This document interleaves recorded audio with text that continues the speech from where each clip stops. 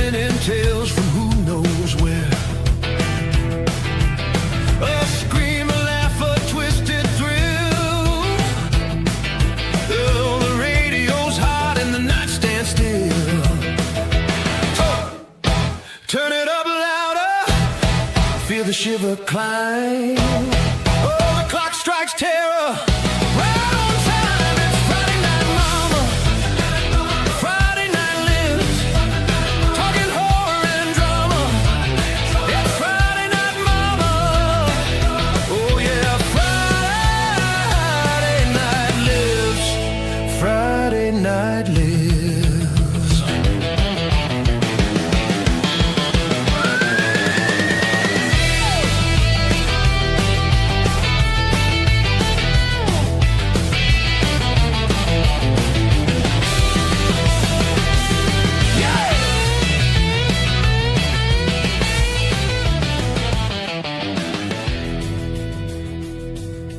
Oh, mama.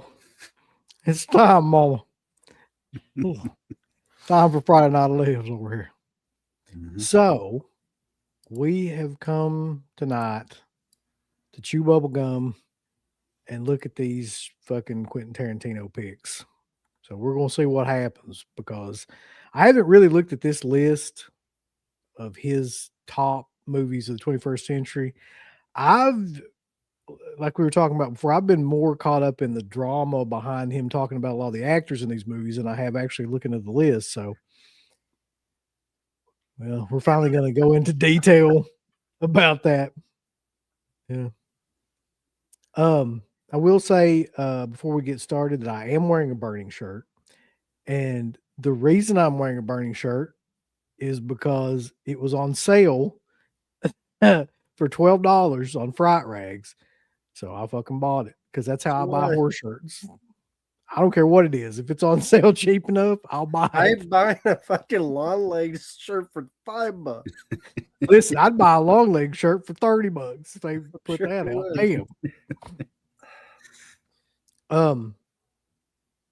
One thing I did want to mention before we go further though is that the montage in the beginning of that the music is playing over top of was created by Dirk. So I want to give a big shout out to Dirk for putting that together. Combination of like a bunch of our favorite films and whatnot. I noticed that. Thank you, Dirk. I noticed the Rambo Raphael. Yeah, I appreciate that, Dirk. That's very kind of him. Thank you so much. Whenever he sees this, thank you. Yeah. And Mark hates everything. Should put Star Wars. Big killer if you put Star Wars in there. But thank you, Dirk. Yeah, man, that was great. Really very nice editing. Yeah, he did a great job on that for sure. Yeah, Matthew Horse proud of you. He's the big Burning fan, right? He's represent. That's right, boss. I actually got 2 different My Bloody Valentine shirts that I'm going to debut too that were also on sale. Well, I want to wait till around February to do that though.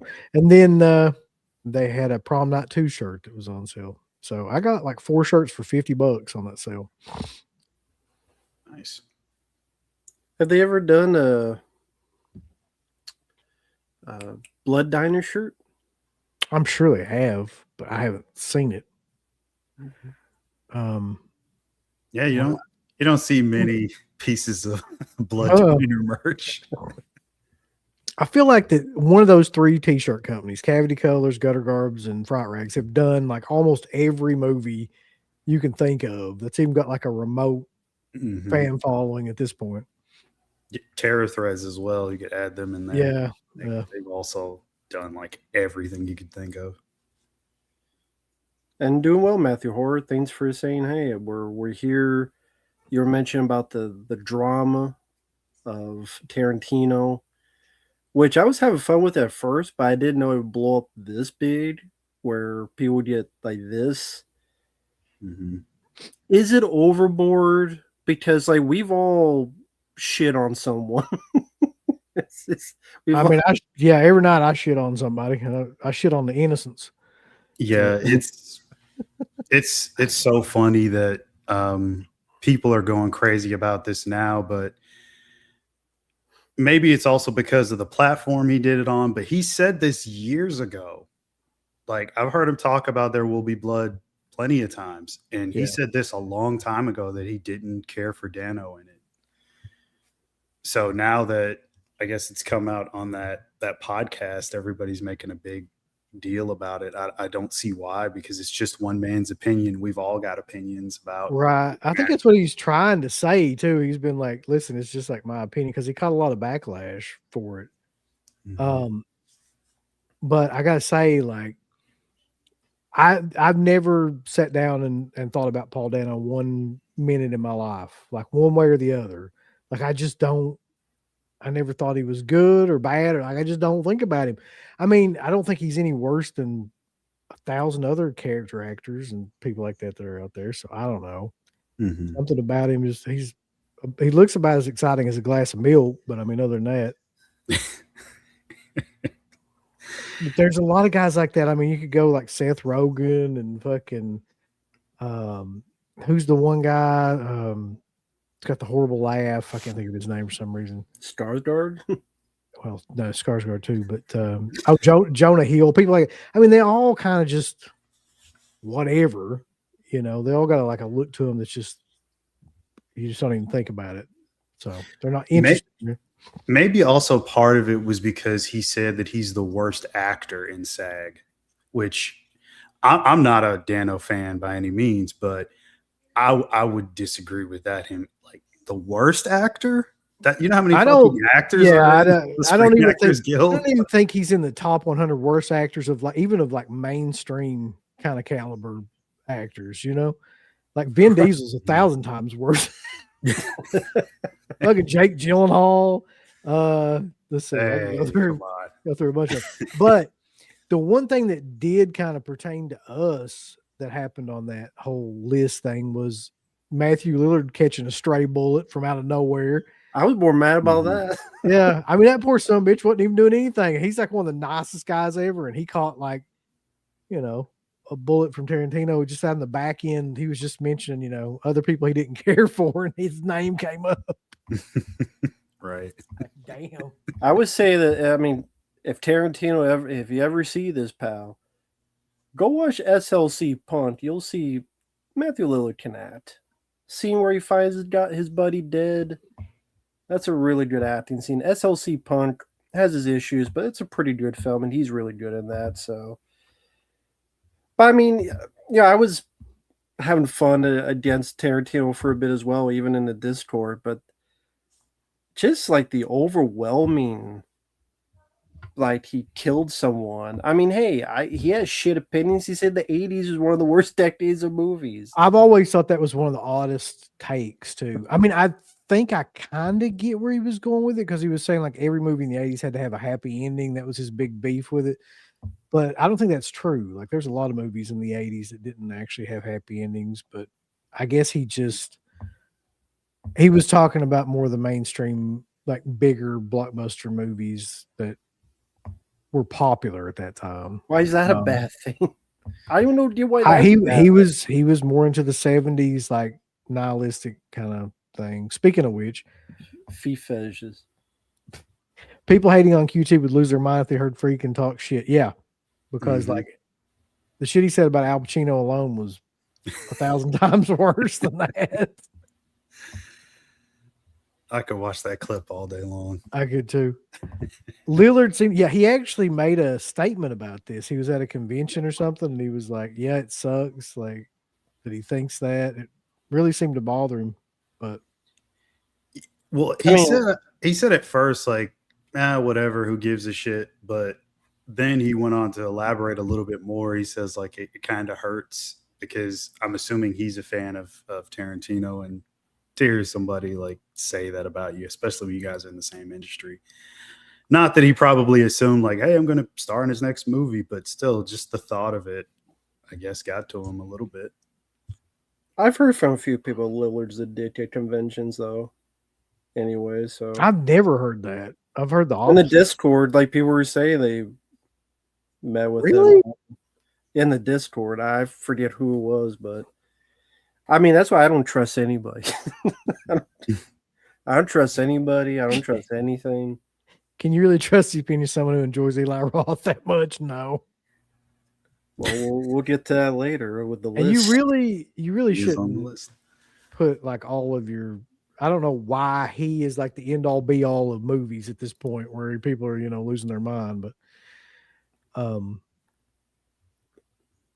yeah. And then the other one was Owen Wilson. He said he hated Owen Wilson. So I was curious, out of those three actors, which would be your least favorite? You got Paul Dano, you got Matthew Lillard, you got Owen Wilson. Like, who's in Man, your I don't opinion? dislike any of them, but if I have to pick, I guess Paul Dano. Yeah, I'd probably say Dano as well. Owen Wilson was an anaconda, buddy. Hell yeah. He got killed by a fucking snake. I tell you who it wouldn't be though is Matthew Lillard. I think he'd probably be the best out of that group of people, to be honest. Yeah. I like him as an actor. I mean, he does his shtick, but a lot of people do, and I have no issues with that. And Yeah, he kind of is like the Jim Cornette of directors now. Mm-hmm. He's definitely the guy you hear the most from, the most outspoken, does the most interviews. I mean, he's got his own podcast now with Avery. So you hear a lot more movie opinions. And I guess it's because people don't hear from directors that often when it comes to what movies they like, at least that incessantly, like how you do with Tarantino. It's like you always hear him talk about movies. That's just sort of his thing. that's always weird. I listen to Michael Bean's podcast, and he's like, I can't believe Tarantino would say that. I'm like, dude, you worked with James Cameron. How much he was a fucking dick on set. Mm-hmm. Like, really, dude? Like, I bet James Cameron said a lot worse to his crew. The Abyss and Aliens. What the fuck are you doing? That's not what you do. Get your ass over here. Like, that was how James Cameron directed. He really did. Yeah, that's no joke. He just kind of moved people around like they were furniture. It was kind of his style. Oh, okay, it was the mayor. Okay, it was him. The talk about Lillard. Okay. I knew someone in Discord. I forget who it was because I'm stupid, but it was the mayor. Oh boy, this should be fun then. Super chat, Matt. What do you think is Super Brother? I didn't see it either, and I will never probably watch it intentionally. Like, I just don't care. All I know is that apparently she's an anti-hero, which, like, we don't have enough of those, and she's a drunk bitch. Yeah, I saw the trailer. You did. I did. You love it? It's exactly what I thought it would be. That's why I'm not into the gunverse stuff. Yeah. He didn't have anything to. He didn't direct it or write it though, did he? He's producing it, and then she was in his Superman movie, so he was the basis of it. That character. The guy isn't it? I think the guy who did Fright Night remake is directing it. Craig Gillespie. Oh, yeah, fuck. Craig Gillespie. Because that's who he get. The guy who did the Fright Night remake. I will never in my life understand why so many people jizz their pants over that remake. I just do not understand. But I mean, to each their own. Blows up a goddamn house because he can't get in it with a gas line. Come on. Gas line. You remember that scene? Unfortunately. Yeah. And then it's got the guy from Superbad in it. Is like, oh God, I hate that. Yeah. Yeah. Oh, as Evil Ed. Yeah. I always forget that was a thing. The Friday Night remake. Yeah. Luckily.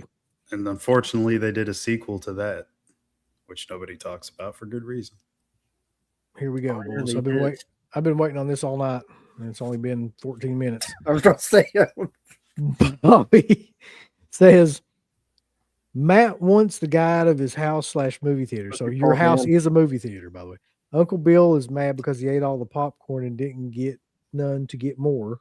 Didn't get no one to get more. I would be mad. Mark is crying because the guy in there, and he'll be crying the whole movie. Yeah. Yeah. I don't cry at movies. What do you No, mean? I will make Mark cry when we show him the Star Wars trilogy. Mm-hmm. Any of those trilogies. And make him cry. I don't know how my house is a movie theater, but I wish it was. Blastradus? Blastradius? Blast Radius. There we go. This Supergirl gives me Billie Eilish vibes, the depressed, drugged out look. How I mean, that's kind of what it is. not to get too off tangent with the Tarantino, but just now you know why Warner Brothers is being sold. Because they realize stupid stuff like this. Mhm. It's like when Fox was doing those horrible movies in the last years and they got bought out. You keep making stupid decisions, you get these results. No one was begging for a Supergirl movie, let alone one where she's a drunk, bitchy character, wannabe clueless. I'm talking about the movie Clueless character Mhm. who is emo and anti-heroic. Like, who wants that crap? And if the Superman movie didn't do that well, this is going to do even worse. It's like they did that Batgirl movie that was so good, they canceled it. They threw it away. Mhm. It just I'm just really tired of excuse me, those types of movies where it's like, you know, it's just a Guardians of the Galaxy ripoff is what it is. Any movie that's like that, where it's like you got like the main hero doesn't give a shit, and they've got like, you know, this sarcastic kind of attitude about everything, and then they have to meet up with a bunch of people and become friends with them. They don't like each other. It's like that fucking movie has been made 20 times now. Please stop making that goddamn movie. That's his whole shtick, and I've been done with that. Didn't care for it, like when he did it in Guardians that much. Then Superman was kind of the same way. It's like it's a ton of other people and Superman, and it's like I thought it was called Superman. Like, why are all these characters in it? But sorry, it's whatever. I was like, hit the super chat. I'm like, the fuck, dude? It has what? The opening shot has Crypto peeing on Superman's face in a newspaper. Yeah, it does. Just twice. He's put in there twice. You can't believe it. You gotta say it twice to make yourself believe it. Yeah. I should believe it because he pisses on Superman's legacy anyway. James Gunn, an idiot. He's an idiot. He's a flat out moron. I think that gimmick is kind of over. He needs to they need to move on. Like, everybody has their time for their kind of projects to get over, and then it just dies, and his is kind of over with. So his time is not now. No. Like John Cena. I wish I couldn't see him, but to see all of his shit. It's not gonna matter soon anyway. There ain't gonna be no movies in theaters, so fuck it. Yeah. He can do whatever he wants. It ain't gonna matter. Oh yeah, I mean, in between when you guys did that video on Warner Brothers, then you guys have talked about it. Paramount's like, wait a minute, here's $100 billion. Yeah.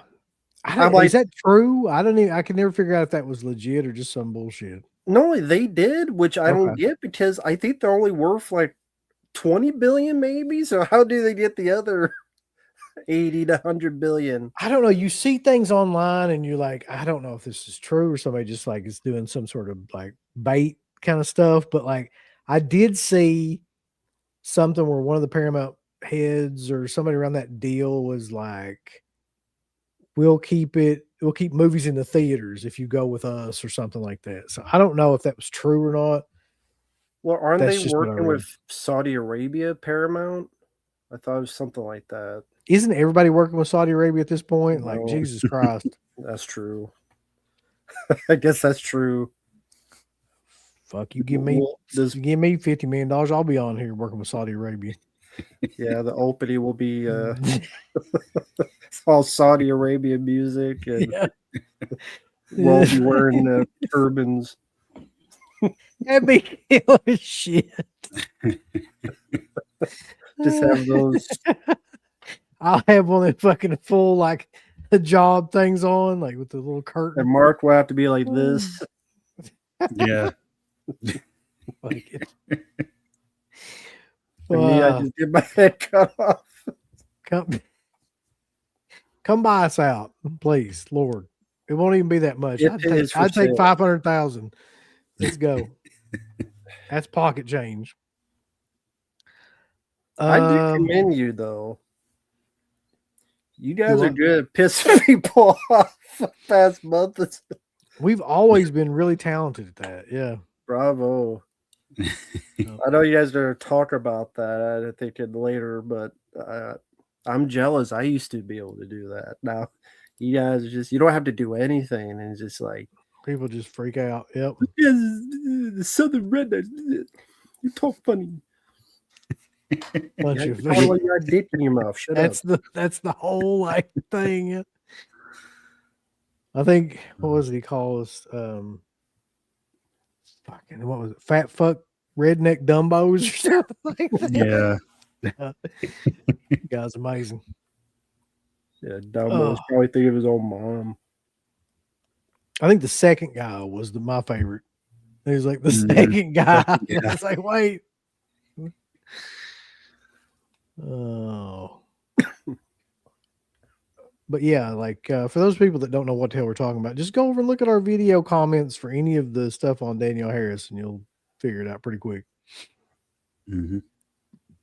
Let's do this list though. How you want to do it? You want me to just name them like from last to first, or do you want me to put it up on the screen? I can do either way. You can name them. I guess from, is it 20? I think you picked 20. 20. Yep. I just 20 backwards. All right. Yeah. Counting down to the number one spot. I think these are in the order that he said them in. I'm pretty sure. Number 20 was West Side Story 2021 by Steven Spielberg. Mhm. I've never seen it. I'll never see it. I don't care. That's just my opinion on that. The only thing that I haven't seen it, I don't give a crap. The only thing I would comment is funny how he says, I remember he talked about that. Then he's like, well, Scorsese hasn't made anything worth a crap in like 20 years. I'm like, Wolf of Wall Street? I like that movie Yeah. quite a bit. He said something like he hasn't made a movie as exciting as that or something to that effect. As exciting as West Side Story. Yeah. Mm-hmm. I'll take Wolf of Wall Street over West Side Story. And I don't even need to see West Side Story to make that. I mean, that's one of those movies that when I saw it, I immediately had zero interest in it. Mm-hmm. So, are you guys fans of the original? Have you seen the original? nope. No. Okay. Musical gangs is not my idea of a good time. I know people, I think, did this. Yeah, a lot of that, a lot of snap, A lot of jazz hands. Yeah. Yeah. That's all I know. Personally, I don't mind the film. It wouldn't make my top 20. I agree with parts of what he said because he did say something about like Spielberg still has it. He can still stage things. There's something to that effect. There's like a little paragraph next to the movie itself. I agree with that part, but the Scorsese thing I think is nonsense. That's complete bullshit because I think Scorsese is one of the most consistent guys working that we have. He is. Yeah, he definitely is. I don't get that part of it, but West Side Story is fine with me. Let's see. Get past that silly. Get past that silly shit. I'm looking at the next Number 19 is one of my personal favorites. Number 19 is 2003's Cabin Fever from his boy Eli Roth. That'd be like if Wes made a really shitty movie and I was like, God, that's one of the best movies of all time. Well, this is one of the best movies come out in 20 years. It's just like he is friends with that guy and he knows him and fucking that's why Cabin Fever's on that. That movie fucking sucks. Have you tried to watch that any time lately? Not lately. Last time I seen it, it's been a while. I don't hate the movie. I know Deb Pitt's not an Eli Roth fan. It's not his best movie to me. I'd put a couple of other films over that one. It just... He doesn't have a best movie. He's got movies that are less shit than others. With Thanksgiving being at the top of the list. Cabin Fever is a weird one for me. When I first saw it, I didn't mind it, but I didn't mind because I liked the concept. I think that's what it was. I liked the concept of this flesh-eating virus because it's not something I saw often. But then years later, I try to rewatch it, and it's just the humor. It's so dude bro, douchey, annoying. I don't give a fuck who, pancakes. Fuck that kid. And who was that guy who became a really shitty director? Giuseppe Andrews. Yes, Oh yeah, he's yeah. a fucking dumbass I in the forget movie about and him. in real life. He may be legitimately insane. Well, I'm not positive. good for him. Yeah, I mean, this is like, I mean, before I go on, yes, it's his opinion. If we all made a top 20 list, we'd all have completely different lists. So it'd be hypocritical, but I am a hypocrite, so I'll say it. Fuck Cabin Fever. That's like the only horror film on the list, and that's the best horror film in the. I mean, well, there's horror comedy, but like horror. There's a couple other horror movies on the list. Yeah. I see like maybe one or two others, but I'm like, I don't think that's one of the best horror films of the 21st century. No, I ain't a party man. Fuck the party. I'd rather stay home and have a party in my pants. Fuck the party. There is probably 100 films I would put above Cabin Fever in the past 20 years. I mean, come on. There's are Eli Roth films I put above it. I think Thanksgiving is a better movie. I like Death Wish. I think so too. I think that's a better movie than Cabin Fever. Yeah. I mean, it's no secret that we've never enjoyed any of Eli Roth's films except for Thanksgiving, but like Cabin Fever, everybody jizzed their pants over that movie when it came out, and I remember all that and how it became like this cult thing. I always just thought it was incredibly amateur, and just the humor in it was, you go back and that humor is just so awkward now. Him being in it is, that whole scene's fucking stupid. And the pancakes thing might be my favorite part of that whole movie, just because it comes out of nowhere. And you can tell it was kind of like a Pieces ripoff, because there's that scene in Pieces where the Kung Fu guy's in there. Mm-hmm. It just comes out of nowhere. It's like, but it still doesn't save the rest of the movie from just being terminally goofy to me. Yeah. And you don't like the Death Wish remake, right? I don't like Bruce Willis in that movie. I'll put it that way. I think he's very wooden. And there's a scene in it that just got me where he's trying to cry over like his wife or whatever's going on. And like, it's the fakest looking shit. He couldn't emote at all in that movie. I don't know if that was, maybe some other stuff was going on by that time. I don't know. But like, I just don't like his performance in it. Okay, that's fair. So that would make number 18 be Moneyball, the Brad Pitt Jonah Hill movie, which I have seen. It's been a long time though. I thought it was okay. I don't really remember being blown away by it or anything. Yeah, it's decent. I mean, I don't have a ton of issues with it, but it's not a film I ever go out of my way to rewatch. It was worth a watch. It's decent. Yeah, very much worth a watch. I think Brad Pitt is really good in it. I mean, it comes from a director that doesn't make a lot of films. I think that guy, Bennett Miller, only directed like maybe 4 movies, maybe 5, something like that. People mostly know him for like Capote.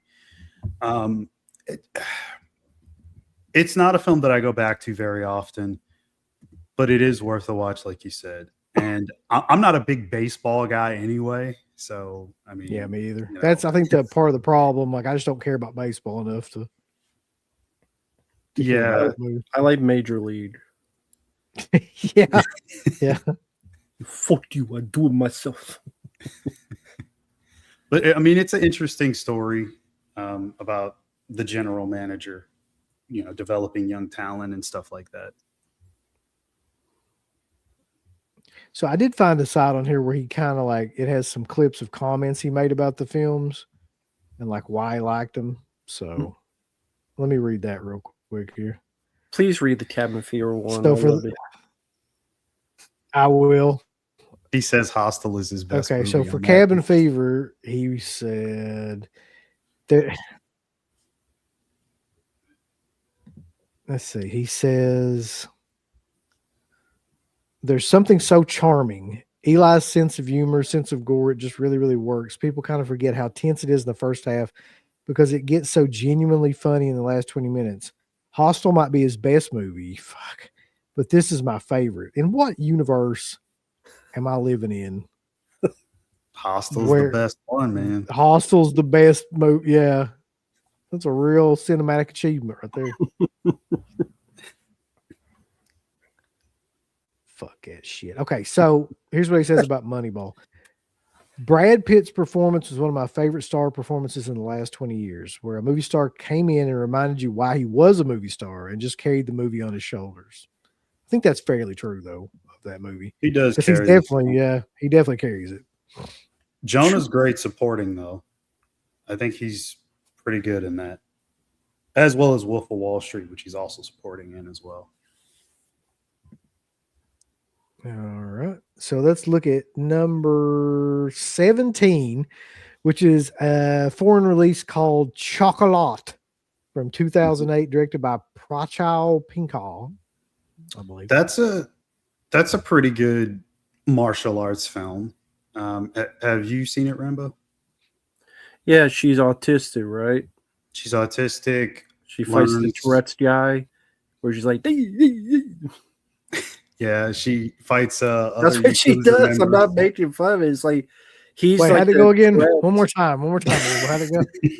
The guy's the Tourette's, and then when she does, is like. That's what like Andrew Dice like. That's how he does at the end fight. Oh. She has to pretend to be him to beat him, right, Mark? Yeah. Like, yeah, you big-titted animal. Oh. She's fighting off Yakuza, and she's trying to earn money for her mother. Because I think she does she can perceive things that are coming toward her. Like you remember the scene where they're throwing lemons or whatever the fuck at her, and she can catch it with her eyes closed. No, I don't remember much of the film. Oh, really? Okay. Well, yeah. So she does her little talent thing on the side, try to make money. Eventually finds one of those books that I guess bookies have where they have debts in it, and she basically tries to collect all that so she can get enough money for her mother's cancer. And she ends up using her fighting skills along the way.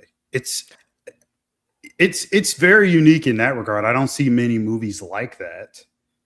I do like the fighting in it, so I will agree with him on that. I know he talks about that quite a bit.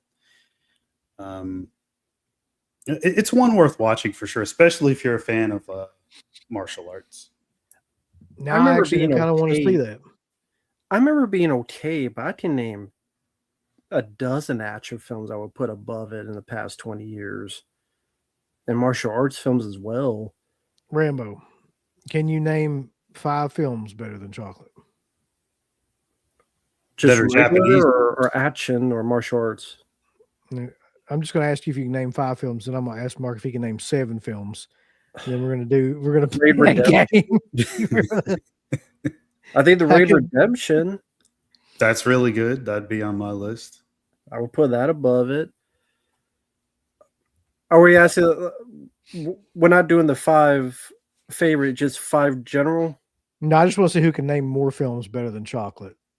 Oh, Raid Redemption, Dread. Hell, Kill, that film from overseas from last year on the train. That was a badass action movie. Life After Fighting. Yeah, this right here with thanks to Mark, I got it. That was better. The one where Liam Neeson's on a subway train or whatever. Yeah, the commuter The commuter. nonstop. Nonstop. What's the Van Damme one? God damn, really horrible. Well, not derailed, no. Mm, But like a Crawl, which I thought that was a good one. Mayhem with the I forget his Stephen Yeun from I Walking love that Dead. movie. Yeah, it's got Samara Mhm. Weaving in it too. That was a fun one. That's I think better than Chocolate. Drive, Ryan Gosling. Mhm. We're gonna get into a lot of this stuff, so when we do our own list here shortly. So hold on. All right. So here's what he says about Chocolate. Here's a movie you probably never heard of. People getting fucked up in the most spectacular of ways. They trained a 12-year-old girl for 4 years to star in this movie. This is some of the greatest kung fu fights I've ever seen in a movie. So I actually do want to see that now. Chocolate, 2008. It's worth a watch, I think. It's not a bad film. And then here comes another one, but it was just when you, this is so weird too. I mean, I like this movie. It's got to be one of Rob Zombie's best movies, if not the best movie. But like, it's so weird that it's in this list. Number 16 is The Devil's Rejects.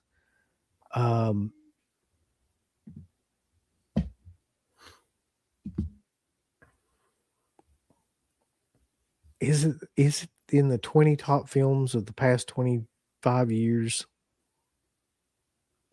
I mean, according to him, it is. What's he say about it on there? He says, this rough peck and paw cowboy Manson thing, that voice didn't really exist before House of a Thousand Corpses, and he refined that voice with this movie. Peck and Paw wasn't part of horror before this. He melded it with sick hillbillies, and it became a thing now.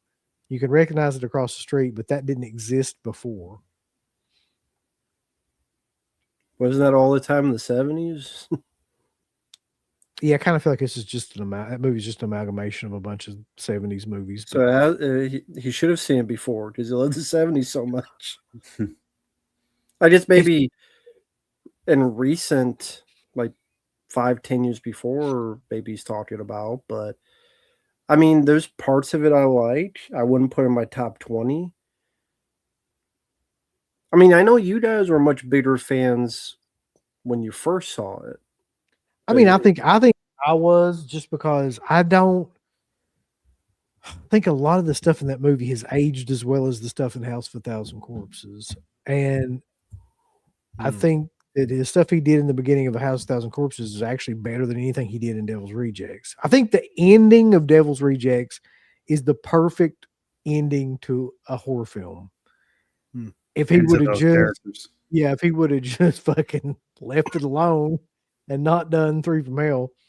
But I'll give him that, because when that ending hits, man, that ending works, especially around here. Let me tell you, when Freebird kicks on and it's driving towards people shooting, that's like every hillbilly's fucking wet dream right there. People were losing their fucking minds. I just think it's an odd, because like I said, I mean, there's a bunch of other movies I would probably put in front of that movie as a horror film to be on the 20 list, but it's his opinion.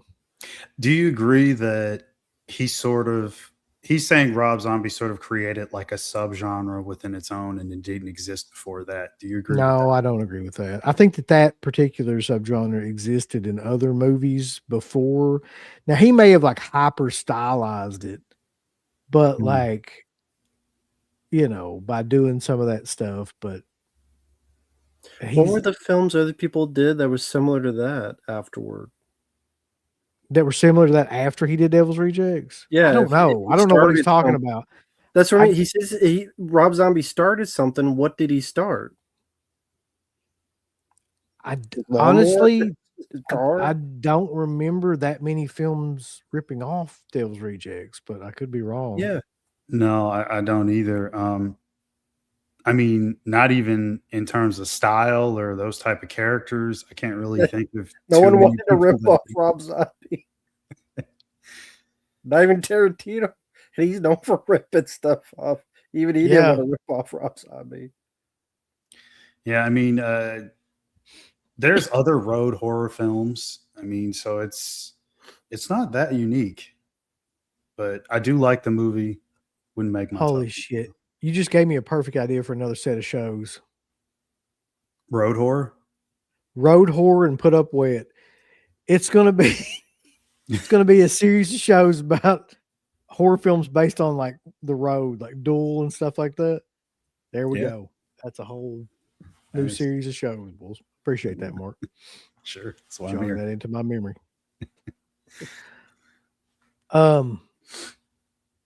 Let's see any thoughts about this movie. I mean, I'm not saying I don't like it because I still can watch it and I still think it's entertaining in certain spots. It gets bogged down by his incessant need to like do exploitation shit, like right in the middle of the fucking film to do like a Last House on the Left type of thing. But other than that, like it's pretty good and pretty well paced if you just took out that whole sequence. It really doesn't even fit in the fucking movie. Yeah, there's some good performances. William Forsythe is really good. Bill Moseley's really good. Sid Haig. I'll give it that. Yep. Yeah. Would not put in my top 20 though. I mean, he's super unhinged like he always is in everything, William Forsythe. But it's good though. I love it though. Yeah, he's got that energy, that crazy, kicks that crazy, charismatic energy up in this one especially. Yeah. I think he did it somewhat better in. This is gonna sound crazy, but in Stone Cold, like, oh yeah, I think he's a little bit more unhinged in that movie if that's possible. You see that? Okay, and then so number 15. What are we doing at this point? Number 15 is a movie everybody's seen. You've seen it. The Passion of the Christ, 2004. Yeah. Mel Gibson. Melt Gibson.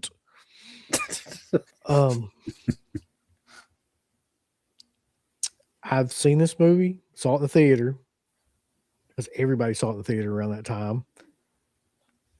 It is Jesus getting his ass whipped for 90 minutes. That's exactly really what it is. And I mean, if that's your thing. I did not see in the theater. Because I know how it's going to end. Yeah. It doesn't. He didn't. Wouldn't it have been awesome if he fucking went off script? At the end of it, he mows people down like a machine gun or something. Yeah. Did I see that movie? I see it. You ever seen Cyborg? Another JC just gets the cross off and he breaks it. He falls to the ground and Jesus is like, Fender, fucker.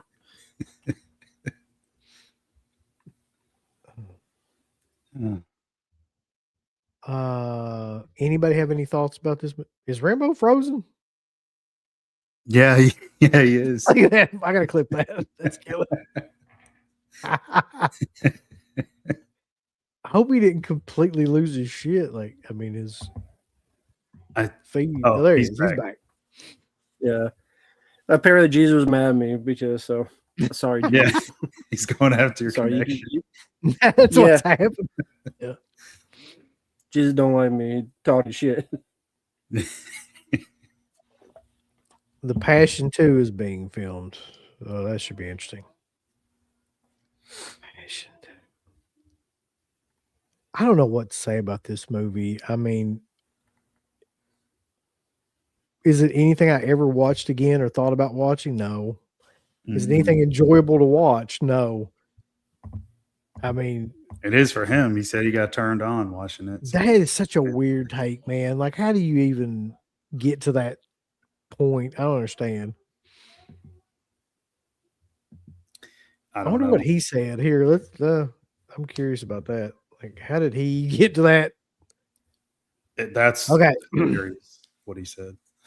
He says, I was laughing a lot during the movie, not because we were trying to be perverse, laughing at Jesus getting fucked up.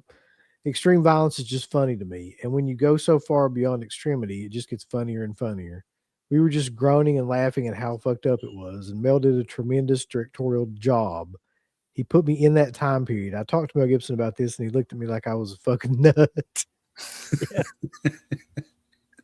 I mean, you kind of are. He told him that seeing Jesus get his ass whipped and kicked and stomped, and he said he turned him on. I mean, if you tell a filmmaker that something like that turned them on, I mean, it just how was Mel supposed to react to that?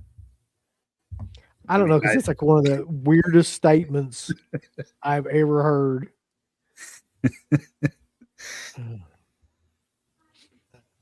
But I do get the idea of like, sometimes things are so fucking far out there in movies that you just have to laugh because it's just so beyond the realm of like realities and things like that. Like Right. Dead Alive is a perfect example of that. Like, I mean, you have to laugh at that shit. And also like sometimes when really cruel shit happens to people in movies, I laugh because it's just so out. It's be something that would never ever happen. You like watching saying, murders to laugh at it. I would not ever get hard from fucking like any of that. I'm just saying, if Jesus was like John Claude Van Damme in Cyborg and he hit that fucking cross down, what would JC do? He should listen to the other John Claude, that JC. If that was how the film ended, I'd be like, okay, I'm down for this movie. But like you said, do you want to see Jesus hit the shit out for 2 hours? I'm like, not really. We're not really on my to-do list of things. I get the point. I know how it's going to end. It's predictable. It's like Titanic. You know, the boat sink and Jesus going to sink. But you know, they should have had Van Damme come in though and like as Jesus, they just have him come in. He could have been his disciple or something. Yeah, one of the disciples. He comes in and just like leg sweeps the cross down. Like Tip Boxer. He hits the tree. He hits the cross. Yeah. I'd see that movie. All right, that's enough of that. That was number 15. Passion of the Christ. How about that? Number 14 is another really weird choice. Number 14 is 2003's School of Rock with Jack Black. I don't understand. I don't. He said it's like the Bad News Bears, and that's why he liked it. There's been several other movies I can think of that were better than this that had a group of kids in it that like, are like rowdy. Do you like the movie at all? Yeah, it's okay, but it's like nowhere near anything I would put on like a top movie list. It's just kind of like a popcorn, forgettable movie. It's kind of too like sappy and just, I don't know, like it's not even a good Jack Black movie. I don't like Jack Black that much. Let's be clear on that, okay? But like he's had some decent movies. It's just that that's an okay version. That's when to me though, that's like Jack Black getting a little bit of what he would become later on. A little too goddamn goofy and trying to be likable and whatever. What's a decent Jack Black film for you? High Fidelity. High Fidelity is a good use of Jack Black. Yeah. I mean, for comedies, again, it's his list. I would think, Tropic Thunder or some others would be funnier.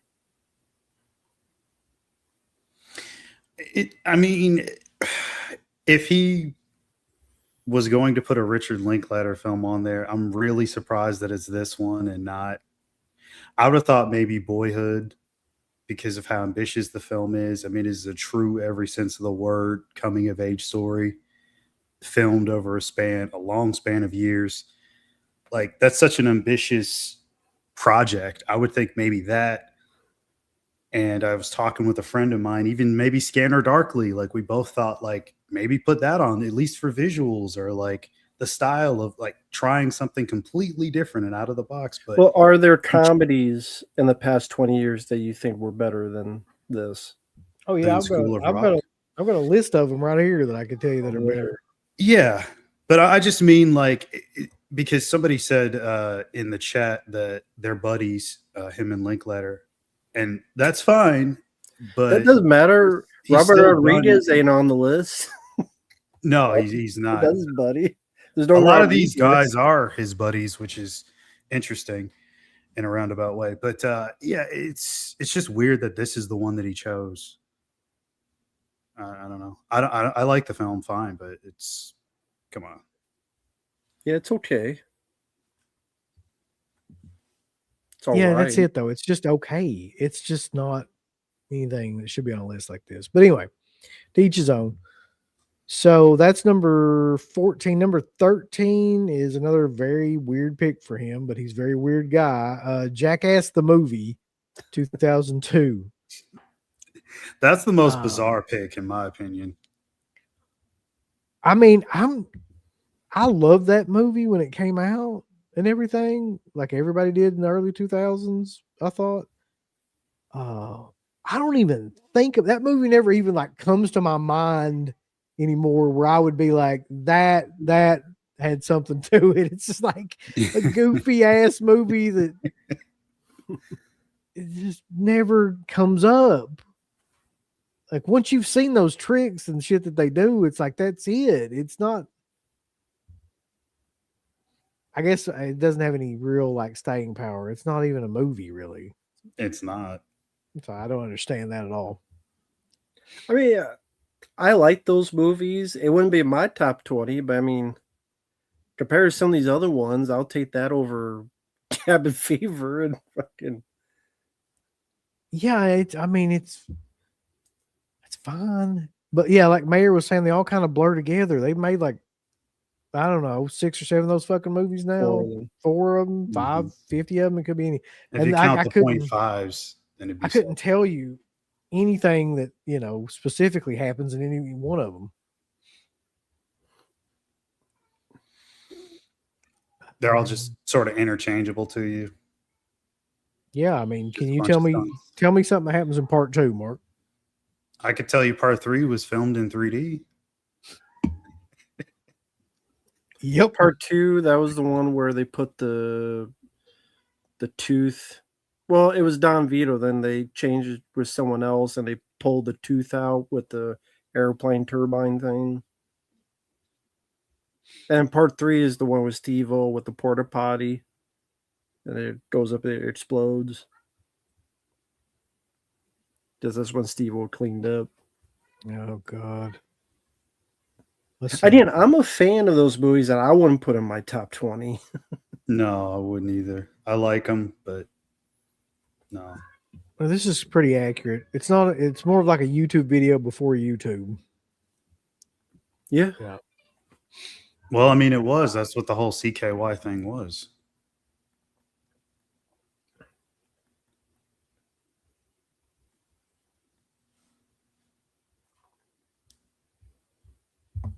All right. I don't know what else. Let's see what he says. This was the movie I laughed. I don't remember laughing from beginning to end like this since Richard Pryor. What? As I was making Kill Bill, I thought this movie was so fucking funny. I had to show the crew, so we found a print and watched the movie and just died. All right. Sure. Then we go to number 12. I've never heard of this movie. Big Bad Wolves, 2013.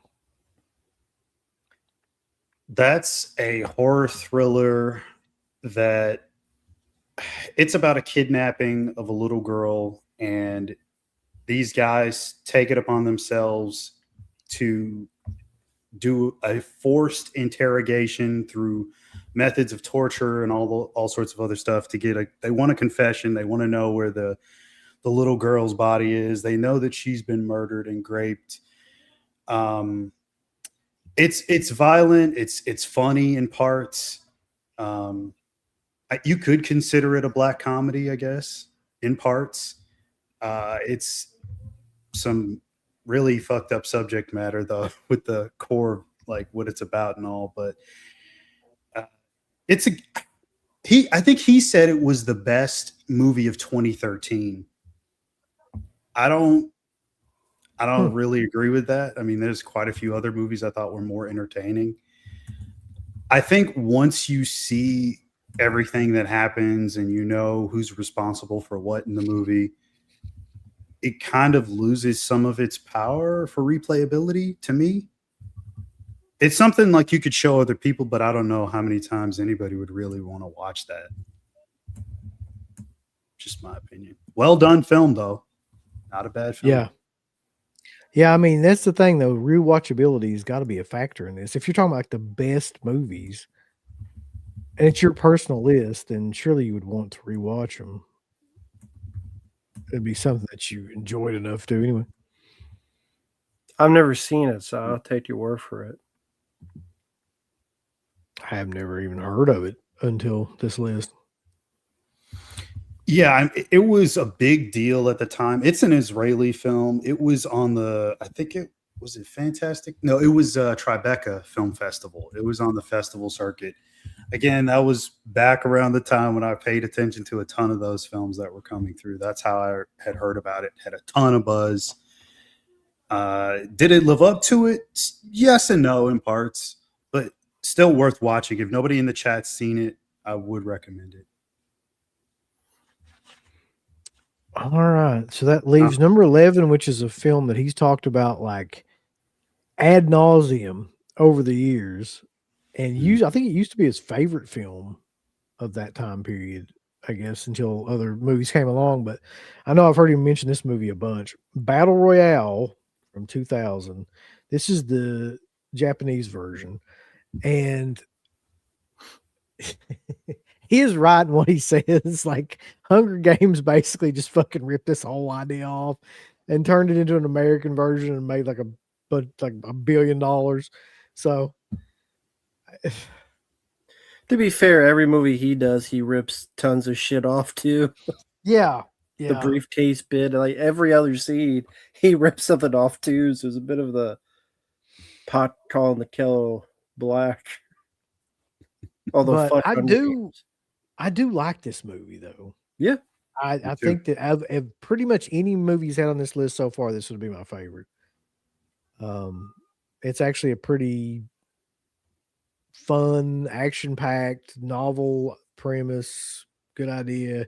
Probably also helped create that one shit Netflix's Squid Games.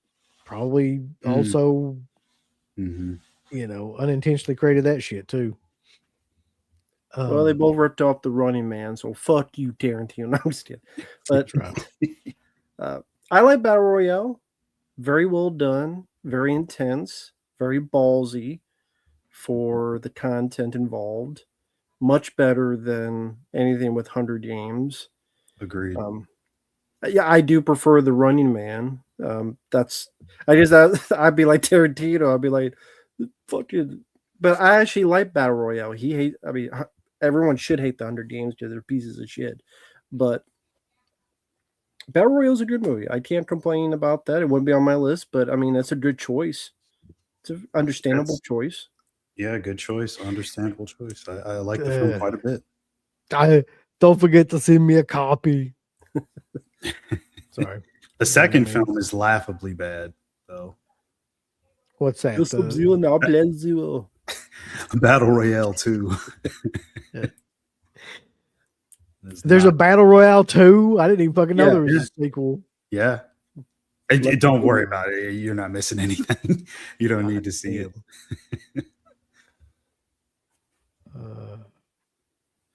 All right. The next one's another one. Wait, what? Follow me, light bulb. Hey, Christmas tree. What's the one thing he says, Matt? Hey, cutie pie. One of us is in big trouble. Yeah. To do requests. Would that hit the spot?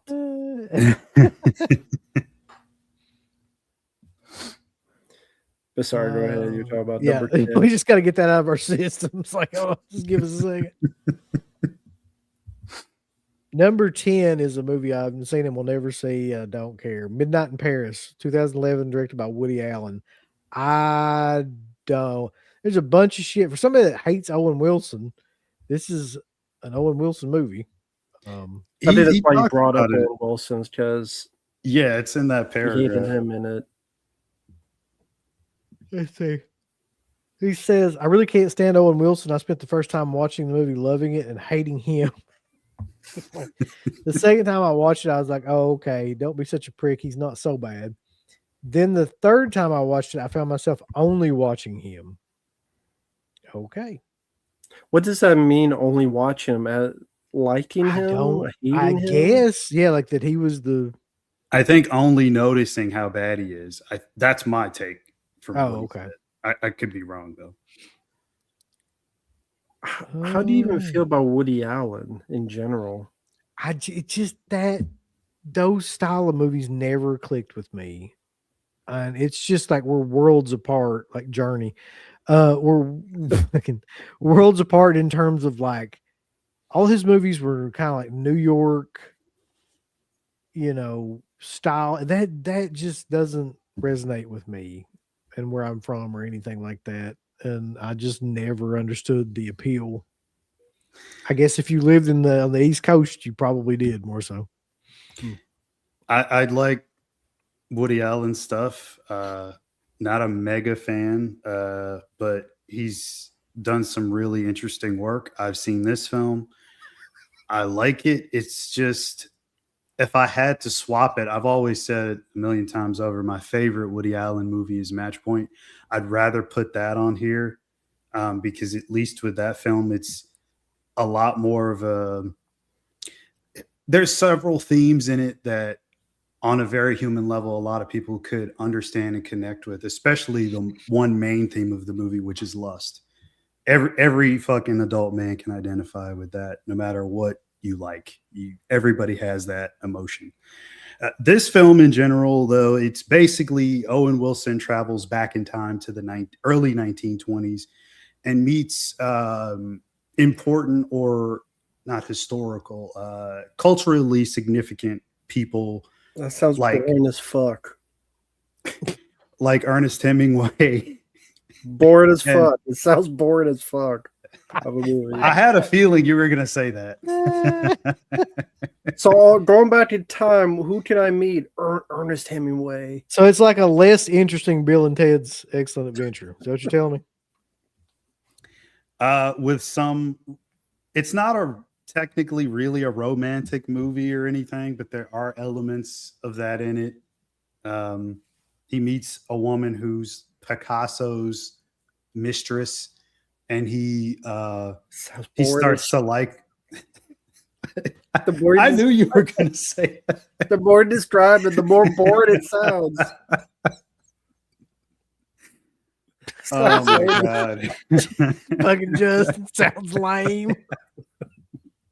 I had a feeling that was going to be the response. Mark sounds cultured as fuck tonight. I watch a little bit of everything. I try to at least.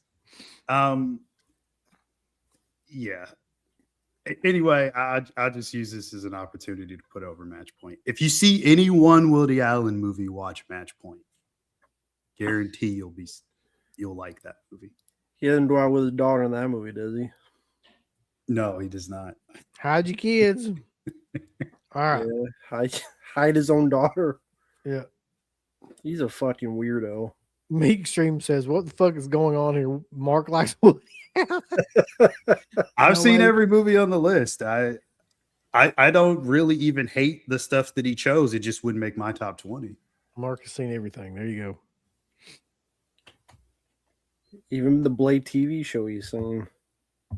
For some reason. That, unfortunately, I have. Number 9 is a movie that I personally agree with. Shaun of the Dead, 2004, directed by Edgar Wright. Makes sense. Mark and I actually did a commentary on this about a month or two ago. Yes. Rewatched it recently. Still holds up. Very fun. Very witty. Very clever. Very well written movie. And like it is a movie that I can rewatch like a million fucking times too. Yeah. Always could. I have no issues with that being on the list. That's a very good one. Definitely one of the best zombie comedies. For sure. Well acted, yeah. I think the weird thing about this movie is for whatever reason I hated it when I first saw it. I just didn't get it. And then like after I started watching it, it's one of those movies that over time, like I watched it over and over again until like it's one of my favorites now. Mhm. Yeah, it's great. He says about it, my favorite directorial debut, even though he did a cheapy debut movie, but he doesn't talk about it. I loved how much he loved the Romero universe he recreated. The script is really terrific. It's one of the most quotable films on this list. I still quote the line, "The dogs don't look up." It's not a spoof of a zombie movie. It's a real zombie movie, and I appreciate the distinction. I agree. Yeah, it's definitely. There's It's no warm just bodies. what is though, really.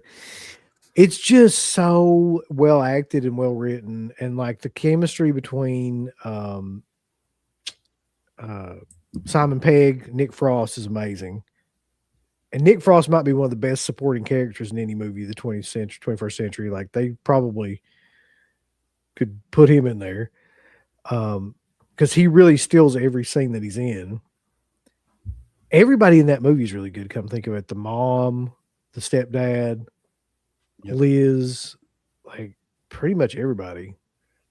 The asshole boyfriend guy. I can't remember his name. Oh, the guy that looks like Harry Potter. Yeah. Yeah. We got a super chat. Psycho Oh, yeah, Hobo I know who you says, "Hey Matt, this is Fred. Just let you know the next time you see my name. Also, fuck Badlands, second worst Predator movie ever." Oh, you'll hear about that soon on my channel. If you want to see Whoopi Goldberg star in a Predator movie, you'll hear a lot of that more. Fuck that movie, by the way. Fuck Disney. Can I just say at least once a stream? Fuck Disney. No one's gonna object to that. Stick up their fucking sorry ass. Okay, and then number 8 is Mad Max Fury Road. Sorry. Oh God. Fury Road. 2015, directed by George Miller. It's another movie where I went to the theater and saw it. I feel like I liked it. I don't think I've ever seen it again, and I don't really think I'll ever see it again. I just don't care. I remember it being the chase sequences in it being really well done, and liking Charlize Theron, whatever the fuck she pronounces her name is. But other than that, I just don't remember anything like knocking my dick off. I fully agree, and that's why I was rolling my eyes. I don't think it's a bad film. There's some really good looking set pieces. I mean, you just watch the trailer alone and you just see there's some really good, well orchestrated physical set pieces that I can't take that away. I'll put over Thunderdome. I'll put over that with the wannabe Peter Pan stuff at the third act and all that. Yeah. But it was overlong. When they had CGI, it was obvious with the sandstorm and stuff. And Tom Hardy fucking sucked in it. They should just cast Mel Gibson. Even if he says sugar titties in it. They should say Sugar tits. or whatever it was. It should have been Mel Sugar Gibson. titties would be awesome. It should have been Mel Gibson. Tom Hardy was not a fan of him. Mad Max sucked in his own movie. Charlize Theron did everything better. She was a better presence. She was a stronger presence. She felt more capable, and she was more interesting. So it's a Mad Max movie where Mad Max kind of sucks in it. He does. I don't even remember anything about his character in that movie at all. Because he was that. And that was my big problem. Like, I would rather. I mean, he might have been too old, but Mel Gibson would have been a much better choice. That would have been a nice way to end his career on. And I really think that should have been the case. And I think that I would have liked that a lot more because Mel Gibson, despite whether you hate him, he does have a lot more presence and acting ability than Tom Hardy. An old grizzled Mad Max, I think, by Mel Gibson, he would have knocked out of the park. I would agree that Mel would have been really, really cool to see. And I think in the description that they have for Tarantino's reasoning for putting it on the list, he says the same thing. He wants Mad Mel. Like, where's Mel Gibson? Yeah. I'll agree about the action. Very fun, very interesting. I think it's one of the best comeback movies for a franchise that was completely dead in the water. And I don't think anybody ever thought that we would see anything Mad Max related in the future, unless it was like a random Hollywood remake of it or something. But for him to come back and do it again, I thought he did a good job. It's by no means like, Road Warrior or anything, but I like the movie. I don't mind it. I don't get this comment. Mad Max is never the main guy. He's the main guy in the Road Warrior. Who else is the main guy in the Road Warrior? No, he's always the main guy. I think Mad Max he's is the main guy. He's the main guy in all those other movies. I don't know what the fuck. Somebody in the chat said that? Yeah. I named Joe. I mean, I disagree. So Hardy was supposedly a prick. I've heard that. And that him and Theron didn't get along at all. Oh, really? Okay. But okay, I mean, it's not a horrible pick or anything. Right. As compared to some of this other shit.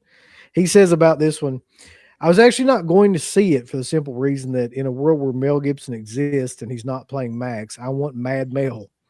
Weeks and weeks and weeks passed and people kept talking about how great it was. And Fred, my editor, was saying, I'm serious, you got to go do it.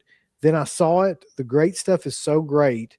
And you're watching a truly great filmmaker. He had all the money in the world and all the time in the world to make it exactly as he wanted. So there you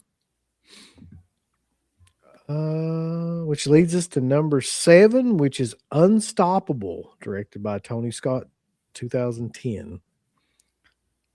I think we're all fans of Tony Scott. Yes. Yeah. I don't think I've heard you guys talk much about this movie, though. Yeah, it's the last film he did before he sadly did what he did because of complications with his mind and such. Yeah. But like you said, a huge fan of his from The Last Boy Scout to Beverly Hills Cop 2 to many others. I liked Unstoppable. He worked well with Denzel Washington, whether it be Man on Fire, and I even liked Deja Vu, and I liked pretty much all their collaborations. And Chris Pine was tolerable. I could deal with him in that.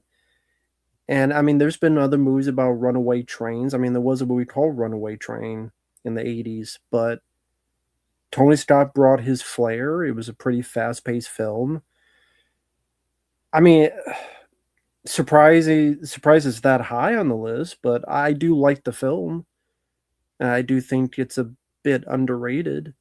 I mean, I wouldn't put it on that high on my list, but yeah, that's a really solid movie. And I mean, if sadly that's the last film he did, I mean, it's a good way to end it on compared to a lot of other directors that have some really bad films in their later career. But yeah, Unstoppable was a good one. It makes me want to watch it again now.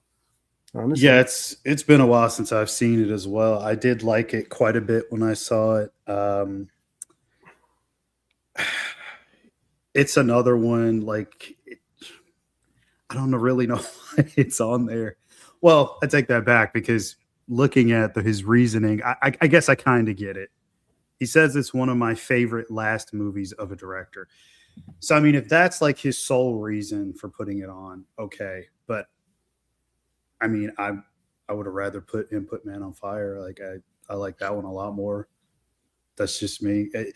Tony Scott's almost all of his stuff I could watch Like I've always been entertained by him. Thought he was a good action director, and he can do more than just action.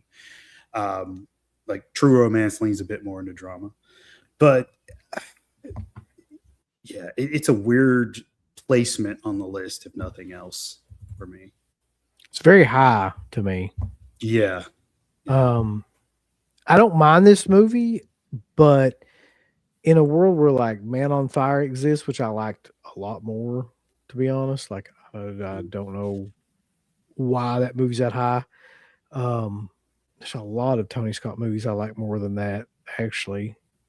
I guess I just don't give that much of a shit about the context of the train thing, and you know what I mean? Like, movies like that never really interested me, but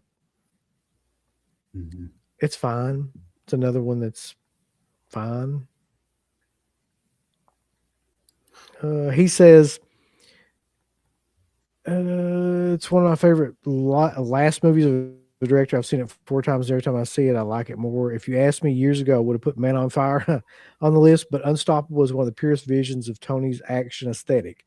The two guys are great together, and it gets better and better. It's one of the best monster movies of the 21st century. The train is a monster. The train becomes a monster, and it becomes one of the greatest monsters of our time. Stronger than Godzilla, stronger than those King Kong movies. I think he may be high during these lists. Yeah, that last part, he kind of went off on a tangent. Yeah. I liked the film, but I never thought of fucking what do you say about the monster? He said, he says the train becomes a monster, and it becomes one of the greatest monsters of our time. Stronger than Godzilla, stronger than those King Kong movies. Sounds like something a little kid would say or something. It doesn't make sense. Stronger than Godzilla. Okay. I don't even know what the fuck that means, but okay. He doesn't know. I was going to say, well, I know if he did a 90s list, he would put Speed on the list, which I would. And that's, something that's this high-speed action film where your object can't stop. So he could be like, I'm a sucker for that kind of stuff too. But I don't know what the fuck he was smoking in that last sentence. I don't know. Sounds like somebody was microdosing mushrooms would say or something. Man, that train is fucking monster of our time. It's more so than Godzilla, man. I've seen it. That sounds like what I think to peyote and Young Guns. Yeah. You see the size of that chicken? When the spirit world, asshole, they can't see us. Okay. Number 6, I could not listen to me when I tell you. I know Mark likes this movie. We're going to get into this shit again.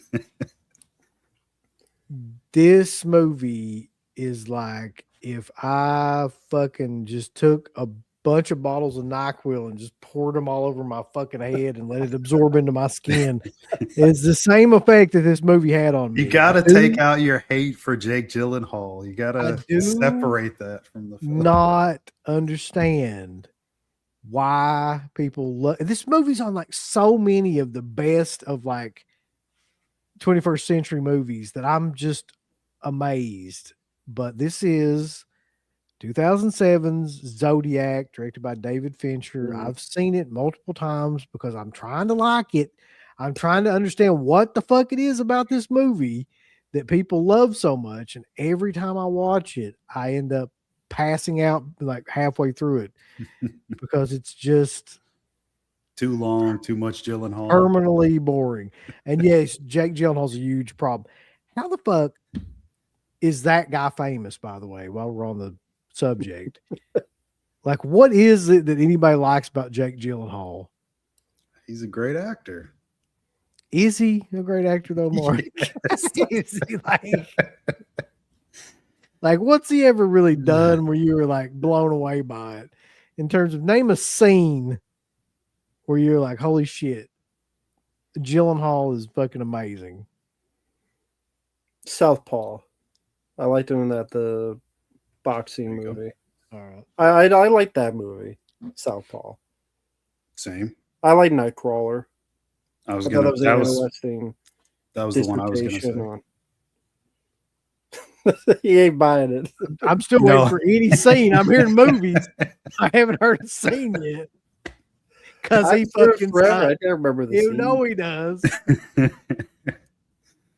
I can't remember that. I haven't seen him forever. I know you man. can't remember because he's ultimately The Bubble forgettable. Boy. There you go. as an Bubble actor. Boy. When he was in the bubble, the scene where he's in the bubble and Bubble Boy. He's in the fucking bubble. Let's see. We got a super chat that says Donnie Darko made me a fan of Jake. Yes, I Not Body by Jake. I mean, Zodiac, I don't hate it, but I do agree it's very hard to sit through, and I never care to rewatch it. It does. I get that he wants to portray the details. Is there any way he could have made it more exciting? Some way? I mean, there's not really. That's what happened. You know what I mean? Unless you were to completely make a fictional, Mark. like what? Look, Mark, you know, we don't have to have like a fucking play-by-play of every murder that happened for this to be entertaining. We can edit some shit. This movie's like 3 hours long. I don't know if they know that he fucking, walked a certain way or carried his gun a certain way. I mean, the attention to detail is amazing to me. My naps are more intense. God. I'm sorry. I'm sorry, Mark. I apologize. I need to calm myself down. I get in the Gyllenhaal hate bubble and I just can't get myself out of it. I apologize. Yeah, but Mark, there are documentaries on this that are at least more exciting than this movie. And those documentaries are talking about how it happened. So how come those documentaries made it more interesting and entertaining, and this movie is just slow motion? Because you're underwater? not delving into the lives of the characters, well, the real life people that were there at the same time, which is It's what this better film does at the pacing. same time. Not some boring as fuck reporters. And, well, I like to do puzzles. Give a fuck. Well, I mean, that's what the killer did. I mean, I'm talking about Jay Gyllenhaal's character. Ooh, you do puzzles. I don't give a fuck. well, yeah, some people that were involved. That's how they broke some of the ciphers. I mean, like everybody, there's some bullshit in there too. We all know. Yeah, I mean, they took a few liberties here and there for sure. I mean, well, they should take more liberties and make it like less boring. I mean, I don't think there's any way to not make it boring for you. I mean, I think their documentaries are not boring. So there obviously is a way. But are those documentaries the same running time as the film? Is it because of the running time? Is it the cast? Well, that's one way. Don't make it 3 hours long. I don't need to know what toilet paper Jay Gyllenhaal had when he was doing his puzzle in this instance in 1974, whatever. It says Rambo started as a fan, just hardcore this movie just to attack Mark. Yeah, I mean, I don't hate the film, but it's like it was hard to sit through. Because like when the killer is doing the kills with the music, like those moments are fine. Like the way when the killings happen. Okay, All the President's Men, Robert Redford, that movie made If you can hear us, Rambo, you investigation journalism and All the President's Men. All the President's Men investigation journalism, that made that interesting. And study that film and how you make that interesting. Because like that film is great. I think All the President's Men is a great movie. Mm-hmm. Learn some tricks from that for this. It's just, yeah. I mean, some of the like the murder kind of set pieces of it, where not the movie murder set, but the actual murder set piece, where they set it up those are really kind of like the parts I remember about the movie because they're done really, really well and they're very kind. It's all of the shit in between that where they're all hanging out in precinct and they fucking playing grab ass with each other, and he's at home with his wife and they're having marriage problems because he's on this case all the time and he's doing puzzles and watching TV. It's like I don't give a shit. Like I don't give a shit. Like that all that stuff doesn't need to be in a movie. It just doesn't.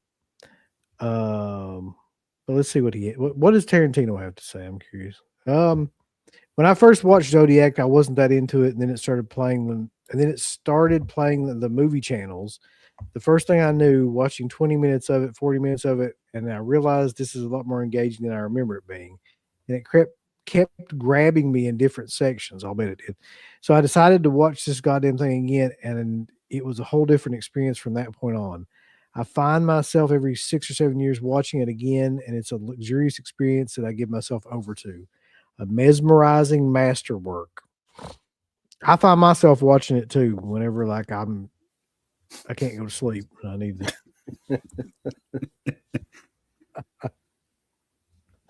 to. Anyway.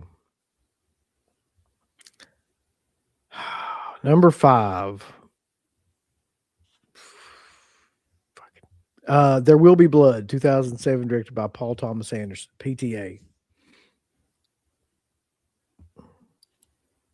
I like the film. Not my favorite PTA movie. Boogie Nights is still my favorite. Although I haven't seen One Battle After Another yet.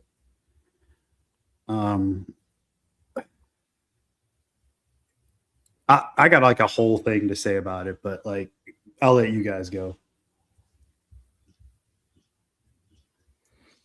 What's the whole thing? Oh, I guess I'll just go then.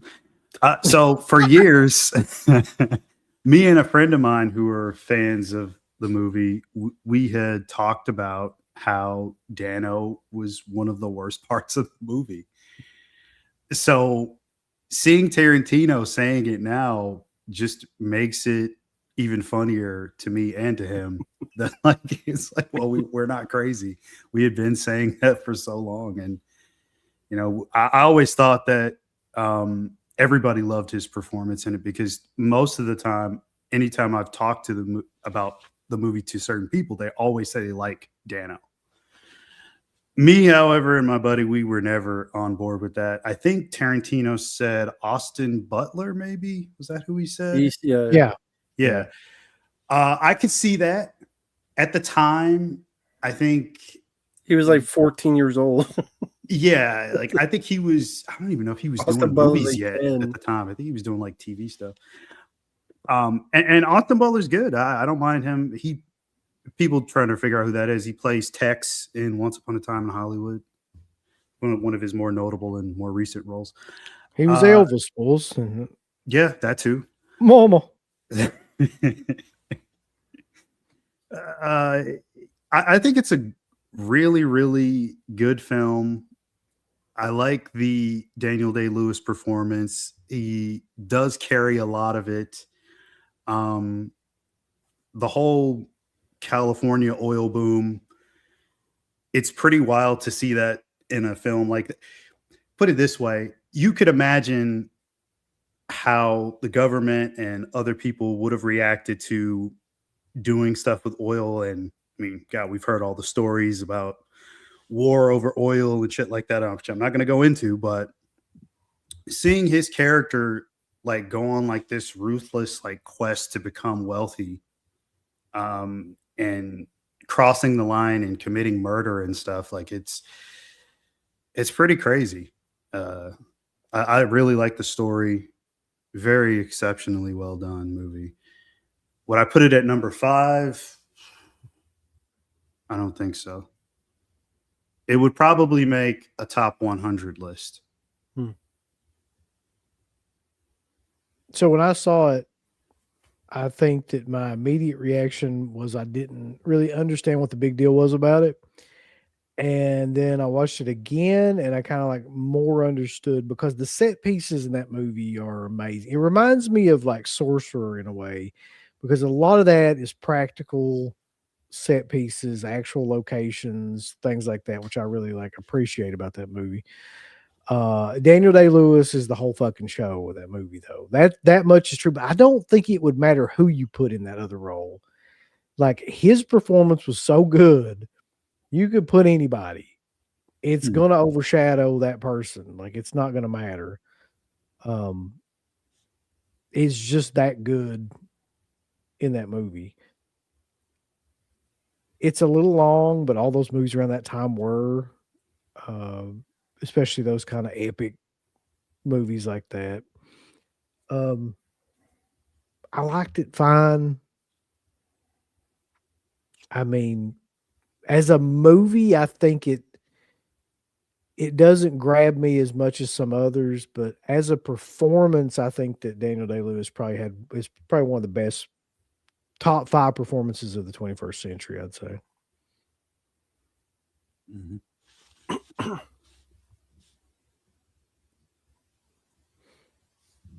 What about you, Matt? Come on. I think it sucks. No, I'm just kidding. That'd be killer if that was it. No, I agree with a lot of what you said, where when I saw the film, it was okay.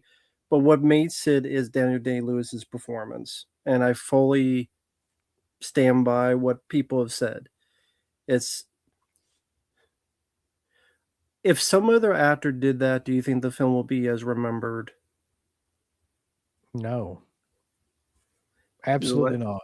So I don't agree know of that any other actor that could have done that either in the way that he did it.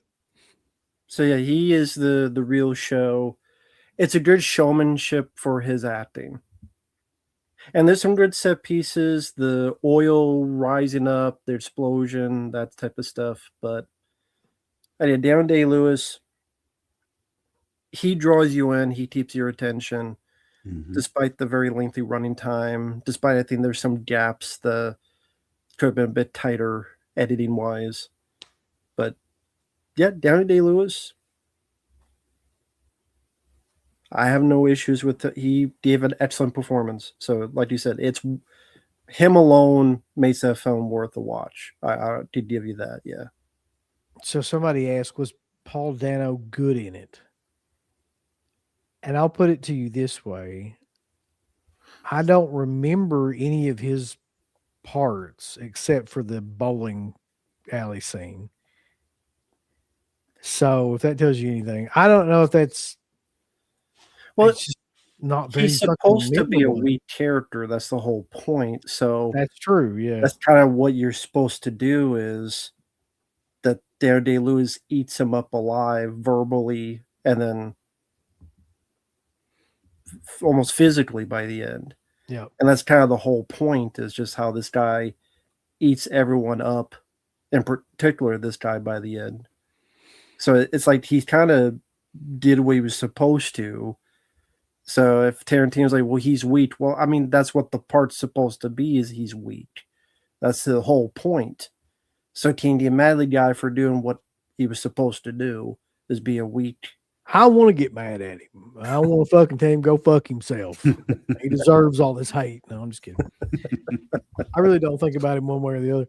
But right, I do think though that there's a scene in that movie where they should really show it to, like, and they probably do, in acting school, like for acting classes and things like that. And it's the scene where he's doing the whole I abandoned my boy, I abandoned my son, and like he's progressively getting more and more worked up about it. Daniel Day-Lewis is.